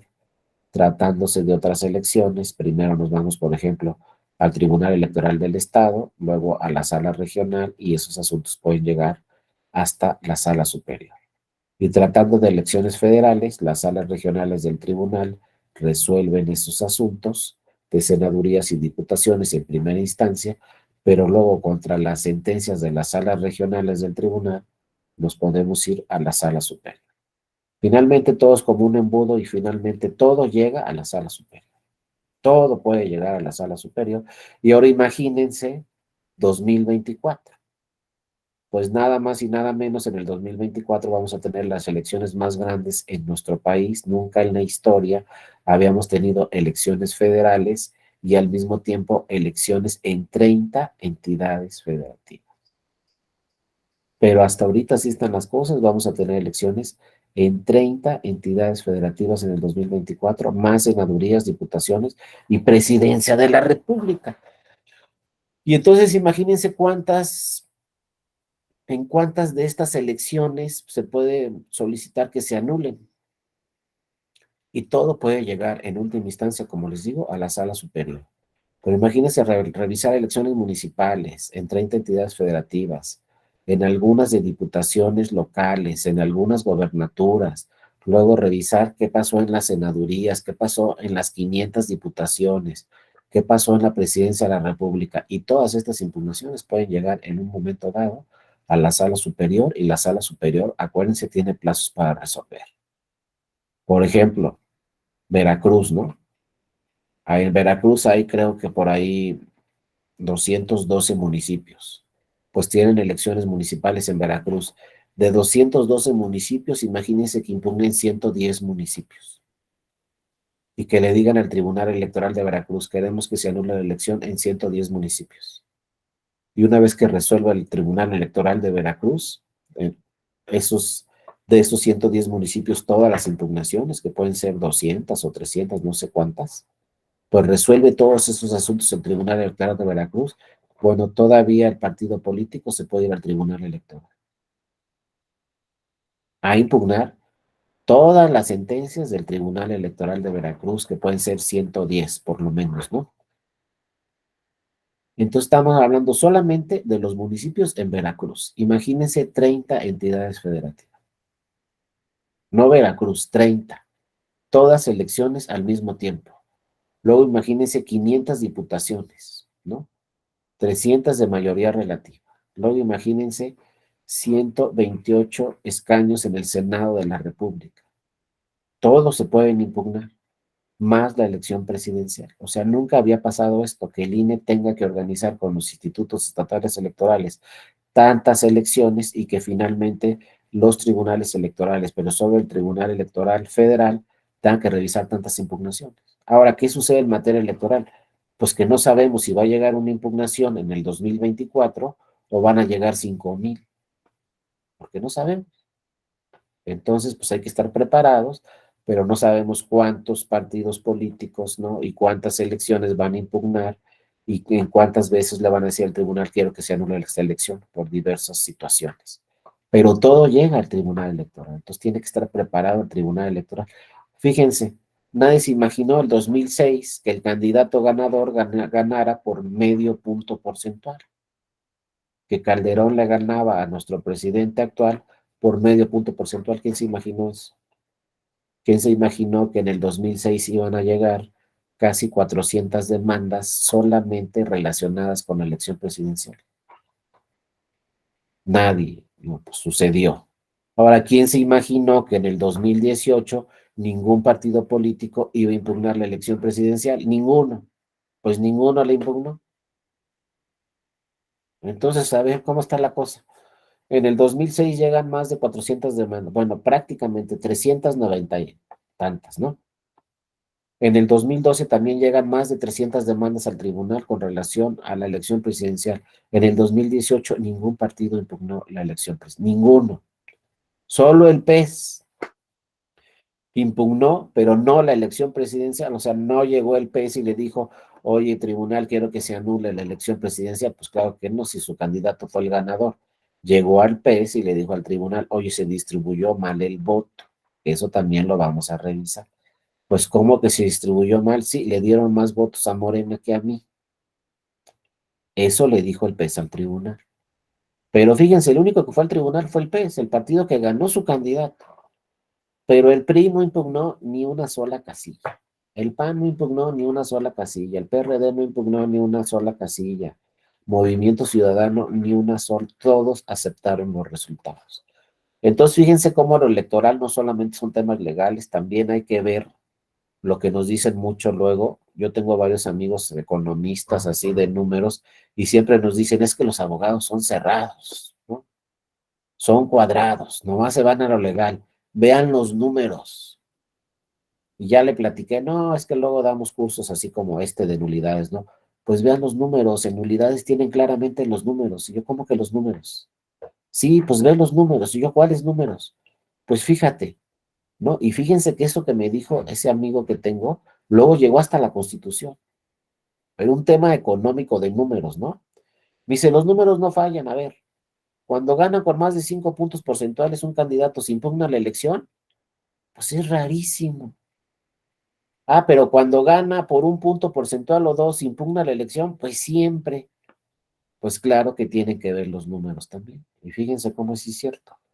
De las últimas elecciones que se han impugnado al Tribunal Electoral, pues podemos revisar los números y prácticamente en todas, el que ganó por menos de 5 puntos. Y entonces se impugna la elección. Pero si ganas por más de 6 puntos, prácticamente en ningún caso se impugna la elección. Entonces es un parámetro muy importante ese. Ya saben los partidos políticos, ya lo hacen así en la mayoría de los casos, ojo, puede haber excepciones, pero ya sabe un partido que si te ganaron por más de 5 puntos, no tiene mucho caso ir al tribunal. Y lo demostraron en la elección presidencial de 2018. ¿Sabes qué? Me ganaron por más de 5 puntos, ya ni para qué voy al tribunal. Pero que no te ganen por 1 o por 2, ¿eh? Porque si te ganan por 1 o 2 de diferencia, prácticamente van a estar en el tribunal el segundo lugar y que sea hasta el tercer lugar. Entonces vean cómo también los números cuentan. Y luego vamos a ver cuando entremos ya directamente a las causales de nulidad que están en la Constitución, cómo dicen las nuevas que están en la Constitución, bueno, no tan nuevas, sino las últimas que se crearon en el 2014, dicen que para que se actualice la causal de nulidad, no debe haber una diferencia entre el primero y segundo lugar de 5 puntos o menos. Eso, fíjense, tiene que ver con los números. ¿Por qué el constituyente permanente reformó la Constitución y puso un parámetro de 5% menos? No se le ocurrió. Es la experiencia que se tiene y que se dice, bueno, el resultado si es cerrado, para que se anule una elección, pues dice la Constitución, de entrada el resultado debe ser cerrado. Y para que el resultado sea cerrado, debe de ser de 5 puntos o menos la diferencia. Entonces esto ya lo leyeron los partidos políticos y ya saben que para que se anule una elección, pues tiene que tener un resultado de menos de 5 puntos. Si es de más de 5 puntos, difícilmente se anula la elección. Entonces, ¿qué hacen los partidos? Pues revisan, ¿no?, sus números y dicen, no, ¿sabes qué? Me ganaron por 10 puntos, pues ya ni para qué voy al tribunal. Pero si me ganaron por 1 punto o 2, seguramente van a ver a ese partido en el tribunal diciéndole que quiere que se anule la elección, ¿no? Porque el resultado es muy cerrado y la determinancia, en fin, varios elementos que vamos a ir analizando posteriormente.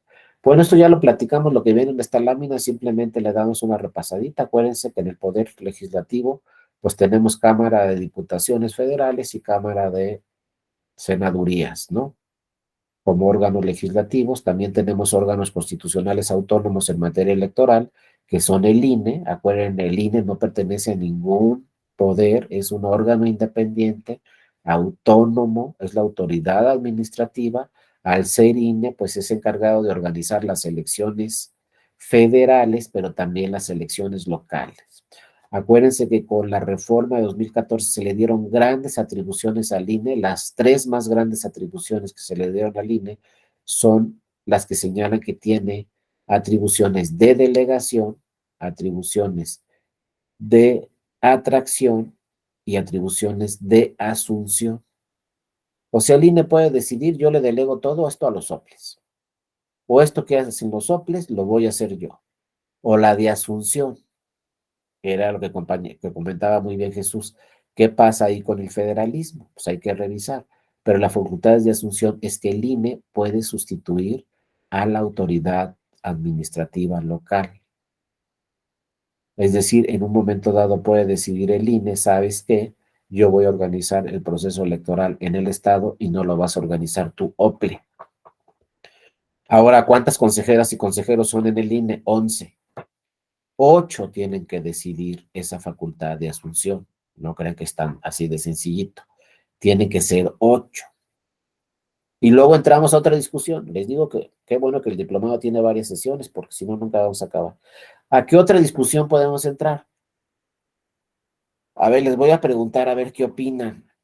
8 consejeras y consejeros tienen que decidir la facultad de asunción, por ejemplo.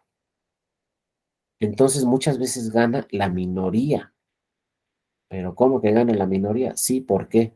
Imagínense que 7 consejeras y consejeros dicen, nosotros organizamos la elección en Colima. Y 4 digan que no. Ganaron los 4 que dijeron que no. Y perdieron los 7 que dijeron que sí. Es una decisión calificada. Entonces dicen, a ver, si ustedes fueran legisladoras o legisladores, ¿lo dejan en 4, lo dejan en 8 o lo dejan en mayoría simple? El problema es que no es cualquier decisión, es decir, yo voy a organizar la elección en Colima. Entonces dijo el legislador, no, pues que sean 8, porque no es cualquier cosa. La mayoría simple son 6, pero dice el legislador que sean 8. El problema es que cuando dijo el legislador que sean 8, bueno, a todo dar, entonces 7 dicen que sí y 4 dicen que no. Ganaron los 4 que dijeron que no. Lo mismo sucede, ¿saben en dónde? En el Pleno de la Suprema Corte. Hay decisiones que en el Pleno pues tiene que ser por mayoría calificada. Lo mismo, 8. Son 11 ministras y ministros.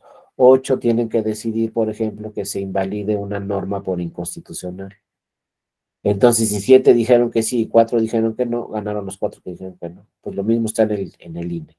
Ahora dicen, no, hombre, pero ¿cuándo el INE le va a decir a un OPLE, yo organizo la elección? Pues, ¿qué creen que pasó? Cuando el Tribunal Electoral anuló la elección de gobernatura en Colima, por ahí del 2015 al 2016, se anuló la elección de la gobernatura en Colima. Ya vamos a platicar después todo lo que pasó y por qué se anuló. Pero bueno, cuando anuló, la sentencia del Tribunal Electoral decía, y la elección extraordinaria la va a organizar el INE con sus facultades de asunción. porque sucedieron tantas cosas en Colima que dijo el Tribunal Electoral, la Sala Superior, ¿saben qué? La extraordinaria no la va a organizar el Instituto Electoral de Colima, la va a organizar el INE. Y la elección extraordinaria de la gobernatura en Colima en 2016 la organizó el INE. Entonces vean cómo sí son supuestos que se pueden dar. Ahora hay que ver cada caso concreto por qué sucede, pero también aquí hay un tema muy importante que señaló Jesús, ¿no? El del federalismo. Y tiene facultades, nos dice aquí Arturo, tiene facultades el Tribunal Electoral para ordenar. Sí, el Tribunal Electoral, acuérdense, lo dice directamente la Constitución y ya veremos después diversos temas, ¿no? Pero la Constitución dice el 99 que el Tribunal Electoral es la máxima autoridad en materia electoral. Todas las decisiones del INE las puede revocar el tribunal, todas, absolutamente todas. Si el INE crea un reglamento, el tribunal puede decir el reglamento es inconstitucional. Si el INE crea unos lineamientos, el tribunal puede decir son inconstitucionales los lineamientos del INE.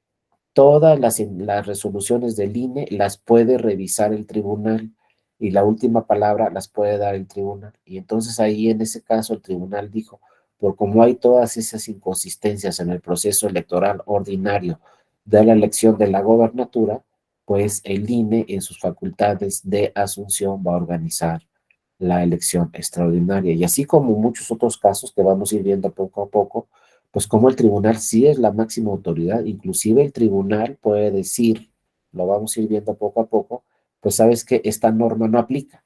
No, que no aplica, no, por ser inconstitucional.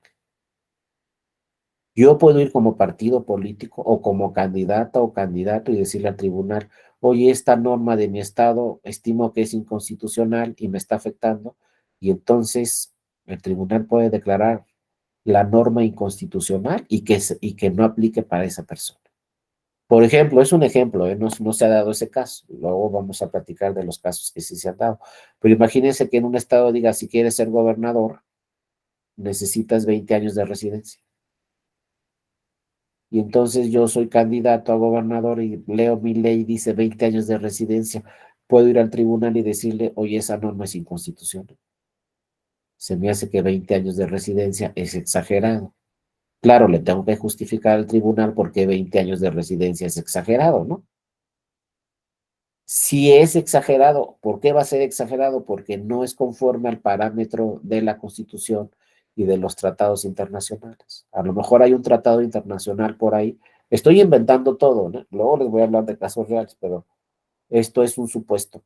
A lo mejor los tratados internacionales dicen, no, pues si quieres ser presidente o si quieres aspirar a un cargo público dentro de tu país, debes tener 5 años de residencia.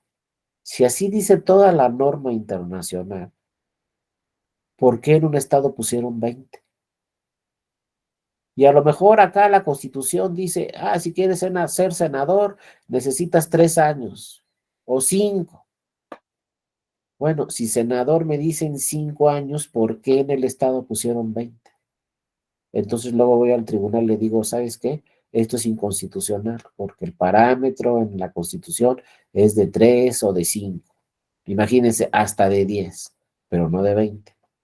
Y el parámetro en los tratados internacionales, pues es de 5. Y aquí mi ley me dice 20. Entonces el tribunal me puede contestar, tienes razón, esa norma es inconstitucional, esa norma es inconvencional, no te aplica a ti. Y como la Constitución dice 5 años, lo que te debe de aplicar es 5 años. Y imagínense que tú en la demanda demuestras que tienes 10 años en el Estado, con residencia. Pues el tribunal me puede decir, como tienes 10 años, es suficiente, estás dentro de la norma constitucional, dentro de la norma convencional, y esta norma estatal es inconstitucional. Entonces no aplica. Y el tribunal le ordena al instituto, ¿sabes qué? Regístralo porque tiene 10 años de residencia. Y el instituto puede decir, no, hombre, pero ¿sabes qué? Aquí son 20, no, pero esa norma es inconstitucional. Y entonces te ordeno que lo registres porque tiene 10 años y 10 años es suficiente porque está dentro del parámetro de la Constitución y dentro del parámetro de los tratados internacionales. Y así se han dado casos que ya luego vamos a discutir, casos reales, donde el tribunal inaplica esa norma porque le está afectando a esa candidatura y le ordena al instituto que lo registre y el instituto lo tiene que registrar. Eso quiere decir, en pocas palabras, que es un tribunal constitucional y que revisa también el tribunal electoral que todas las normas se ajusten a la Constitución, que todas las normas se ajusten a los tratados internacionales, sobre todo muchas veces las normas locales, que por ahí tienen disposiciones que no se ajustan a la Constitución o que no se ajustan a los tratados internacionales. Y entonces el tribunal revisa esos temas y puede decidir si una norma es inconstitucional o no. Pero bueno, tenemos entonces al INE como órgano que organiza todas las elecciones, ¿no? Tanto locales como federales. Recuerden que también todo el tema de fiscalización ya lo tiene el INE, sin embargo, las autoridades locales también pueden apoyar en temas de fiscalización al INE. Luego está el tribunal, que ya hemos platicado de él y seguiremos platicando con algunos casos, algunas sentencias, etcétera. Y también tenemos a la Suprema Corte, que ya platicamos, las acciones de inconstitucionalidad, es su competencia y puede declarar la invalidez o no de una norma. Pero una vez iniciado el proceso electoral, ya la Suprema Corte no va a intervenir en ningún caso relacionado con ese proceso electoral. Y finalmente tenemos a la Fiscalía General de la República, que es la que persigue delitos electorales. Y también en la mayoría de las entidades federativas tienen una fiscalía local también, ¿no? Que revisa los temas o sigue la materia electoral relacionada con los delitos electorales. Cuando el INE en algún asunto, el tribunal en algún asunto, no revisa que por ahí puede actualizarse un delito electoral, le da vista inmediatamente a la Fiscalía especializada en la materia de delitos electorales, le da vista. Por ejemplo, llegan al tribunal y le impugnan y dicen, es que este partido rebasó los topes de gastos de campaña, llegó dinero a la campaña que no tiene nada que ver con lo que le autoriza el INE al partido político. Entonces, bueno, al revisar esos temas, muchas veces el tribunal o el INE le dan vista a la Fiscalía especializada en materia de delitos electorales. También muchas veces hay convenio con el SAT y hay convenio con la Secretaría de Hacienda también para revisar los ingresos y los egresos de un partido político, para revisar las cuentas de un partido político, también para revisar de dónde llegaron esos recursos a la campaña. Hay casos muy importantes que se han resuelto, los más importantes que se resolvieron hace mucho tiempo fueron el caso de Pemex Gate, que nos va a dar tiempo de platicar, y de Amigos de Fox. En el Amigos de Fox llegó financiamiento del extranjero que se acreditó, y en el Pemex Gate también llegó dinero de petróleos mexicanos a la campaña, ¿no? Y eso provocó unas de las sanciones más grandes a los partidos políticos, tanto al PRI como al PAN, y luego nos dijeron los partidos políticos, oye, es que esa multa pues es tan elevada que no tenemos dinero para pagarla, y entonces el tribunal dijo, no, pues ¿sabes qué? Si no te alcanza para pagar esta multa de 1,000,000,000 de pesos, lo que vamos a hacer es que de lo que te damos cada mes te vamos a reducir el 50% hasta que pagues los 1,000,000,000. Y al PAN y al Verde fue una de 600 millones de pesos la multa, y también le dijo el tribunal a los partidos, ya sé que no tienen dinero, pero de lo que les damos cada mes, les vamos a reducir el 50%. Y por cierto, ayer se aprobó una ley, ¿no? Que dice, se reformó la ley electoral, que ahora señala que solamente se le podrá reducir el 25% a los partidos políticos cuando se les imponga una multa por parte del INE o del tribunal. Cuando se les imponga una multa a los partidos políticos, solo se les podrá reducir el 25%, ya no el 50%. Es una reforma que se aprobó, creo que el día de ayer apenas, donde dice, oye, ya no le podemos reducir el 50%, ahora solamente el 25%. Vamos a ver si esa norma que se acaba de aprobar no se impugna ante la Corte y qué dice la Corte sobre esa norma, si es constitucional o no. Pero bueno, ya los partidos políticos reclamaron estas multas, reformaron, fíjense, esa norma de la Ley General de Instituciones y Procedimientos Electorales. Casualmente fue por unanimidad. Ahí sí todos los partidos estuvieron de acuerdo. Qué raro, ¿no? Y ahí sí dijeron, no, no, no, pues si nos multan, que nada más nos descuenten máximo el 25% de lo que nada cada un mes, no el 50%, como ha dicho el tribunal en diversos casos, ¿no? Ahora nada más el 25%. Y ahí sí creo que fueron 473 diputadas y diputados, casi todos. Yo creo que los que no estaban, pues no votaron, pero los que sí estaban eran 473, y ahí sí una norma electoral salió por unanimidad. Todos votaron a favor, ¿no? Qué casualidad. Por eso les digo, acuérdense, y lo voy a seguir diciendo todas las pláticas. Los partidos políticos así se llaman, partidos políticos, son políticos y hacen acuerdos, etcétera. Entonces siempre tenemos que estar pensando que son partidos políticos y que llegan a acuerdos, obviamente, que les beneficien, como este caso, ¿no? O sea, es que tribunal, es que sí te vamos a pagar las multas, pero no nos descuentes el 50, descuéntanos el 25 cada mes. Además de que obviamente pues, los partidos políticos, ese es su gasto ordinario, pero acuérdense que cuando hay elecciones les dan un gasto extra para sus campañas. No crean que ese 25 les va a afectar a sus campañas, no, cuando empiece el proceso electoral les van a dar un financiamiento aparte para todas sus campañas. Y ya es otro tema, pero ya no les digo, pero conforme está la fórmula de financiamiento público a los partidos políticos, cada año tienen más financiamiento, porque así está la fórmula. ¿Qué dice la fórmula? Si sube el salario mínimo, sube el financiamiento público de los partidos políticos. ¿Cuál es el otro punto muy importante? Si tenemos más personas en la lista nominal, sube el financiamiento público de los partidos políticos. Qué casualidad también, ¿no? Pero ya sabemos que cada año sube el salario mínimo y ya sabemos que cada año tenemos más personas en la lista nominal, entonces cada año tienen mayor financiamiento público los partidos políticos. Sí, Emiliano, adelante. Buenos días, te escuchamos. Tu micrófono, Emiliano, no se oye, no se escucha. No te escuchamos, Emiliano, tu micrófono, por favor. Gracias, maestro, nuevamente, un gusto saludarle. Igualmente. Tengo un pequeño problema por ahí con mi nombre, pero mi nombre completo es Guillermo Baez Jiménez, para efectos de pase de lista, y estoy corrigiendo un poquito en mi computadora. No Antes que nada, maestro, saludarlo. He tenido la oportunidad de tomar muchos cursos con usted en algunas dependencias, en alguna parte, en algún momento de mi etapa de mi vida, formé parte de un instituto electoral y en algún momento, pues un poquito más de cerca con las autoridades electorales. Hoy ya desde la otra trinchera propiamente, ya como abogado litigante. Fíjese, maestro, compartir con los compañeros que me escuchan, antes que nada saludarlos también desde los diversos estados que participamos en este diplomado que me parece de gran importancia para mí, hoy que estamos a casi año y medio de iniciar procesos electorales en la mayoría de estados y que no se diga a nivel federal. Mi intervención, maestro, es para dos temas.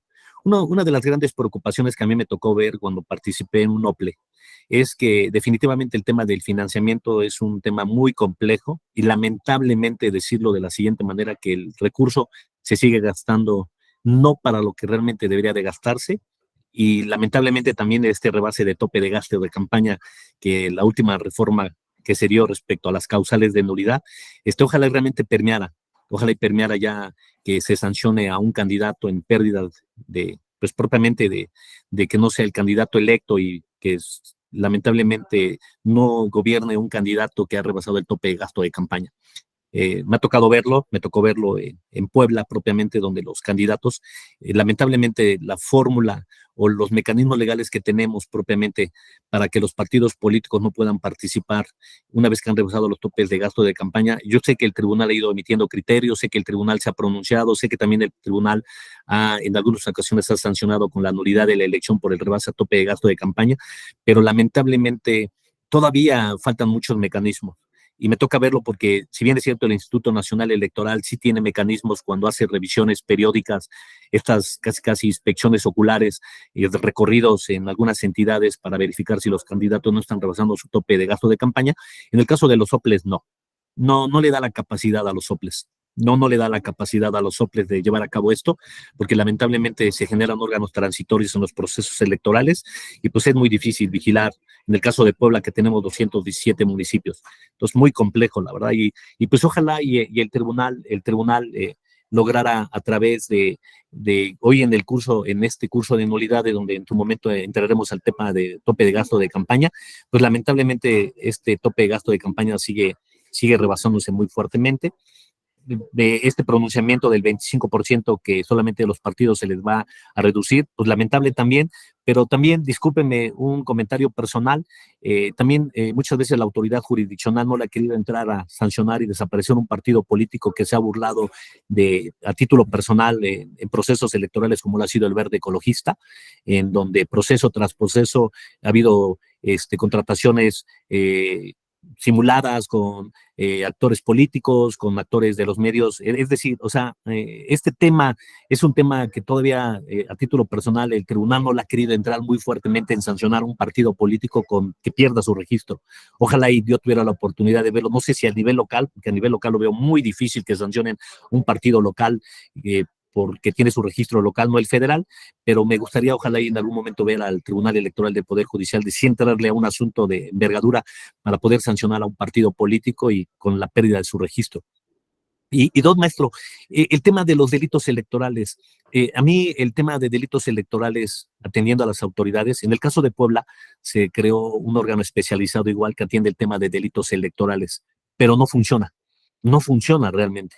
No, las autoridades administrativas como son las fiscalías, en el caso de Puebla no le he querido entrar a estos temas todavía de sancionar muy fuertemente pues propiamente a los actores políticos que intervienen desde las diversas modalidades que pudieran cometer pues, un hecho con apariencia de delito. Sin embargo, en el caso de Puebla, yo he tenido contacto con la fiscalía, me llevo muy bien con un director del área de delitos electorales y me ha comentado él que ha sido muy complejo el tema. Y muy complejo el tema porque pues uno de los grandes problemas que ellos tienen es que a veces desconocen la materia electoral. Yo lo he vivido con ellos porque pues, a veces hasta nos preguntan si es candidato o no una persona que ni siquiera ha tenido el registro pues como tal por el órgano correspondiente.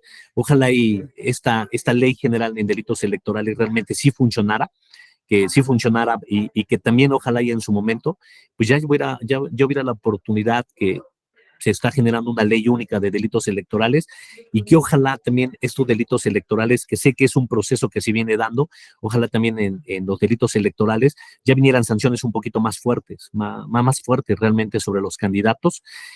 Lamentablemente, antes la comisión de un delito era utilizado para un garrote político y evitar que un ciudadano llegara a un puesto o un cargo político. Ojalá y también hoy el Tribunal Electoral me ha tocado ver que también ojalá y también le dé más importancia en algunos casos donde realmente sí se cometen los delitos electorales para posibles sanciones, ¿no? A veces lamentablemente los tiempos no dan porque a veces en lo que se va integrando la carpeta, hoy con el nuevo sistema penal acusatorio, pareciera ser que el tema se vuelve un poquito más retardado. A lo mejor habrá algunos compañeros que me estén escuchando y digan que no. Yo soy de formación penalista y también me ha tocado, en el caso de Puebla solamente me ha tocado que se judicialicen 2 asuntos en un proceso electoral, en donde hubo venta de votos, estuvieron entregando dinero cerca del día de la jornada electoral, lograron detener a las personas y este asunto está judicializado ahorita en Puebla. A mí me da mucho gusto porque quiere decir que entonces, en algunos casos la autoridad le quiere entrar al tema de los delitos electorales, porque siempre se politiza en procesos electorales. Un compañero que tomó el uso de la palabra anteriormente, él decía algo muy cierto, ¿no? Las reformas constitucionales pareciera ser que no han funcionado. Yo sí, a título personal, sí me parece que es importante que desaparezcan los soples, a pesar de que yo trabajé 12 años en un OPLE. A mí sí me gustaría, más que gustarme, por lo que me ha tocado vivir, el Instituto Nacional Electoral sí le ha entrado a los procesos electorales. Y bueno, el caso de Puebla, pues como usted lo sabe, maestro, en fechas pasadas, pues en Asunción, el Instituto Nacional Electoral asumió la elección de gobernador. Me pareció muy, muy acertado por parte del INE en haber asumido por Asunción la elección de gobernador en Puebla por todos los problemas que se dieron en la elección de la ex candidata y hoy fallecida candidata en Puebla a gobernadora y el senador Moreno Valle. Entonces, pues ojalá maestro, este diplomado también a nosotros, que más adelante hay unas preguntas que tenemos que contestar, pues también ojalá y tengamos la oportunidad de transmitirles a ustedes, porque pues a título personal, pues sé que usted fue magistrado, ustedes tienen una experiencia vasta en estos temas, y sé que con los magistrados que hoy integran la sala superior y las salas regionales, sigue habiendo mucha preocupación en proceso que pasa y proceso que llega. Próximo año va a iniciar el proceso electoral a nivel federal y creo que me parece uno de los procesos más complejos que va a tener el país. Nunca me imaginé ver un proceso como el que viene el próximo año, pero va a ser un proceso muy, muy complejo y bueno, sin duda este diplomado nos va a servir para que aquellos que vamos a participar en las jornadas electorales y posteriormente posiblemente en una impugnación, pues recojamos en este diplomado pues, los mejores conocimientos de ustedes, maestro. Pues un gusto saludarlo como siempre. No, igualmente, Guillermo, un gusto saludarte a ti y tus comentarios son muy interesantes porque a mí me gusta siempre escuchar comentarios tanto de los que trabajan en alguna autoridad electoral, pero también de los litigantes, de los comentarios de los partidos políticos. Es muy enriquecedor todo lo que tú señalas, sobre todo, pues estos temas, por ejemplo, el de tope de gastos de campaña es un tema que tiene que ir evolucionando. Acuérdense lo que sucedió en el 2015. En el 2015, en la elección de diputaciones federales, pues ya se vencía el plazo y le dijo la sala superior al INE, oye, necesito los dictámenes de fiscalización, porque aquí me están solicitando que se anule una elección por rebase de topes de gastos de campaña. Entonces necesito, INE, que me mandes los dictámenes de fiscalización. Si no, yo cómo voy a saber si se rebasaron los topes o no. Y bueno, fue un tema muy complejo. Dijo el INE, todavía no los tengo listos, son muchísimos los que tengo que hacer. Le dijo la sala superior, bueno, te doy otros 7 días. Le dio los 7 días. No los tuvo listos el INE en el 2015. Y entonces no se tuvieron listos esos dictámenes y no se pudo pronunciar el Tribunal Electoral sobre anular o no la elección. Pero bueno, un sistema de fiscalización nuevo, una nueva plataforma, se contrató a una empresa privada para que llevara a cabo todos estos datos, pero, perdón, ha evolucionado muchísimo esto. Y actualmente ya la plataforma del INE es muy, muy eficiente y ya obviamente para el 2024 no le va a pasar eso al INE. Claro, tuvo que cambiar, tuvo que contratar otra empresa distinta, tuvo que perfeccionar muy bien la capacitación de todos, tanto de los que están en el INE como de los propios partidos políticos para que pues tuvieran en tiempo real todos estos temas de la fiscalización. Porque la reforma 2014 pues de repente le dijo al INE, oye, ¿sabes qué, INE? La fiscalización no se va a hacer en un año. Antes la fiscalización se reportaba un año después de la elección. Ahora le dicen, ahora INE, la fiscalización es en tiempo real y tiene que estar antes de que se declare la validez de una elección, porque en un momento dado, si se rebasaron los topes, se tiene que anular la elección, como tú dices muy bien, Guillermo. Entonces, imagínense que de repente le digan al INE, hoy antes tenías un año para la fiscalización y ahora tienes prácticamente un mes, menos de un mes, para darle sus resultados al tribunal. Poco a poco se fue perfeccionando y bueno, ya ahora tenemos una plataforma muy eficiente que se va a enfrentar al nuevo reto, como dice muy bien Guillermo, de elecciones en 30 entidades federativas, senadurías, diputaciones y presidentes. Y por otro lado, el tema de delitos electorales, aquí siempre hemos tenido el tema probatorio. Es un tema obviamente que no le corresponde al tribunal, solo el INE y el tribunal deben de darle vista a la Fiscalía Especializada, pero luego el problema de la Fiscalía Especializada pues es recabar las pruebas suficientes para que se pueda configurar algún delito electoral y se lleve a cabo ya por las autoridades, obviamente no el Tribunal Electoral, sino ya será un juez en materia penal, como dice muy bien Guillermo, que llevará y le dará seguimiento a esos temas, pero sí hay que revisar muy a fondo, como dice Guillermo, este tema de los delitos electorales para hacerlo más eficiente, porque le cuesta mucho trabajo a aquellos que presentan la denuncia demostrar efectivamente qué sucedió con esos temas que señalan la denuncia, cómo poder acreditar todos esos temas que se señalan en la denuncia, a ver cómo, habrá que revisar cómo hacemos más eficiente esta figura de la fiscalía, tanto a nivel federal como a las fiscalías que se tienen directamente en las entidades federativas para que se puedan configurar, porque ya tuvimos una reforma a la Constitución muy importante y donde dicen, fíjense, hay un delito que dice que es pena privativa, ¿no? Y es oficiosa, pena privativa oficiosa, si por ahí se acredita, es una disposición constitucional. Pena privativa oficiosa, o sea, de entrada, lo que se está discutiendo en la Corte, el tema de pena privativa oficiosa, o sea, en automático, te vas a la cárcel, ¿no? Si se acredita que vía programas sociales se coaccionó al electorado. Lo dice la Constitución. El tema es el probatorio, ¿no? Pero si se debe configurar uno de estos delitos de que vía programas sociales se presionó al electorado para que votaran a favor o en contra de determinada candidatura, pues esto no admite pena privativa sino debe ser oficiosa, imagínense, ya no lo tiene que revisar el juez, sino de oficio te vas a la cárcel y no hay libertad, ¿no? Entonces imagínense esos temas tan interesantes. Ahorita la Suprema Corte pues está en esa discusión, que yo desde mi punto de vista también me meto en esos asuntos a veces, pues desde mi punto de vista la Constitución o la ley no debe hablar de pena preventiva oficiosa, eso lo debe decidir el juez en cada caso concreto. En automático no nos podemos ir a la cárcel si el juez no revisa las pruebas y el caso concreto. Sin embargo, pues la Constitución es un tema que está revisando la Corte. Se habla que si se configuran determinados delitos hay pena privativa oficiosa. Inmediatamente te vas a la cárcel y ahí vas a llevar todo el juicio. Pero en algunos casos penales, algunos casos pues muy graves, ¿no? Como secuestro, etcétera.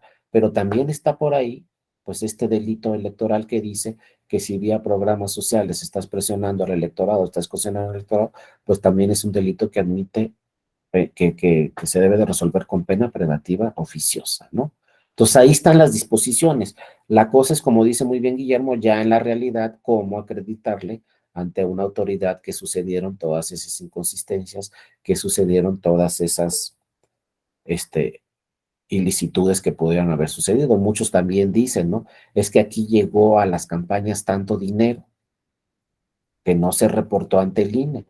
Bueno, puede ser, no puede ser, pero ¿dónde están las pruebas? Porque finalmente, para resolver necesitamos las pruebas. Y ese es el tema muy complejo, cómo acreditar que llegó tal dinero a la campaña, ¿no? Les digo, ya hay un convenio que tiene el INE, que tiene el tribunal con el SAT, con la Secretaría de Hacienda, ¿no? Con la Unidad de Inteligencia Financiera, con todos tiene convenio el Tribunal Electoral, pues para revisar todo ese tema del financiamiento, por dónde llegó ese dinero, pero muchas veces, pues quizá ese dinero puede ser en efectivo, entonces es más difícil de demostrar ante las autoridades que llegó dinero a la campaña y que eso, además de que puede configurar un delito electoral, obviamente, pues puede configurar que se anule la elección.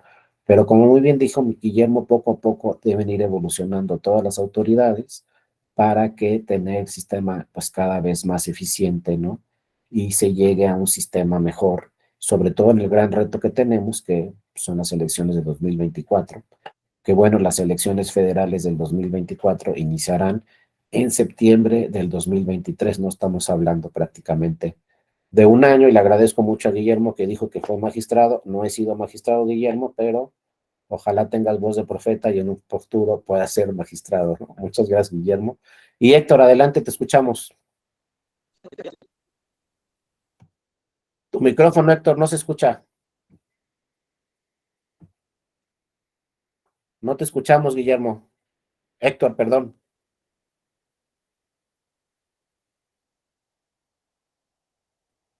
Algo anda fallando, Héctor, en tu micrófono porque no se escucha.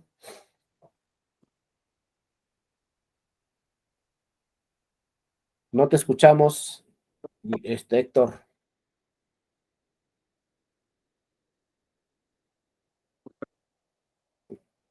Aquí dice Arturo que parece que es el internet de Héctor, pero no te preocupes, Héctor. De todos modos, vamos a tener varias sesiones. Por lo pronto, bueno, el día de hoy se nos fue rápido el tiempo, ya terminamos, bueno, alcanzamos a ver los principios que están en la Constitución del sistema electoral, las autoridades. Ya mañana vamos a entrar a otro tema muy interesante, que es este de la boleta, y ya después entramos a las causales de nulidad. Van a ver cómo todo lo que tenemos que analizar de la boleta electoral. Son muchos temas, y bueno, tenemos que empezar obviamente con la boleta. La última boleta impresa fue a nivel federal, obviamente fue de las elecciones de 2021. Ya mañana vamos a ver todos los elementos que tiene esta boleta, todo lo que puede suceder. Vamos a ver que no estamos votando solamente por el candidato que ven ahí su nombre en el emblema de algún partido político. Estamos votando por muchas cosas más que solamente por una candidatura. Mañana lo vamos a platicar. No sé si tuviera alguna pregunta, alguna otra duda. Si no, pues recuérdenlo, ¿no? Nos vemos mañana nuevamente. Acuérdense, como dicen en la televisión, a la misma hora, en el mismo canal. Mañana, Héctor, con todo gusto escuchamos tus comentarios. Ojalá ya sirva tu internet, y pues muchas gracias a todas y a todos por estar muy atentos el día de hoy. Bienvenidas y bienvenidos a este diplomado, ojalá sea de su interés, sea de su utilidad, Y bueno, que tengan un excelente día y mañana nos vemos con mucho gusto a la misma hora, es decir, a las 9 de la mañana. Que tengan un excelente día, cuídense mucho, gracias a todos y a todas les mando un fuerte abrazo, que estén muy bien. Hasta luego. Gracias. Gracias. Hasta Hasta luego, mañana. buenos días. Jonathan. Bye. Gracias a todos.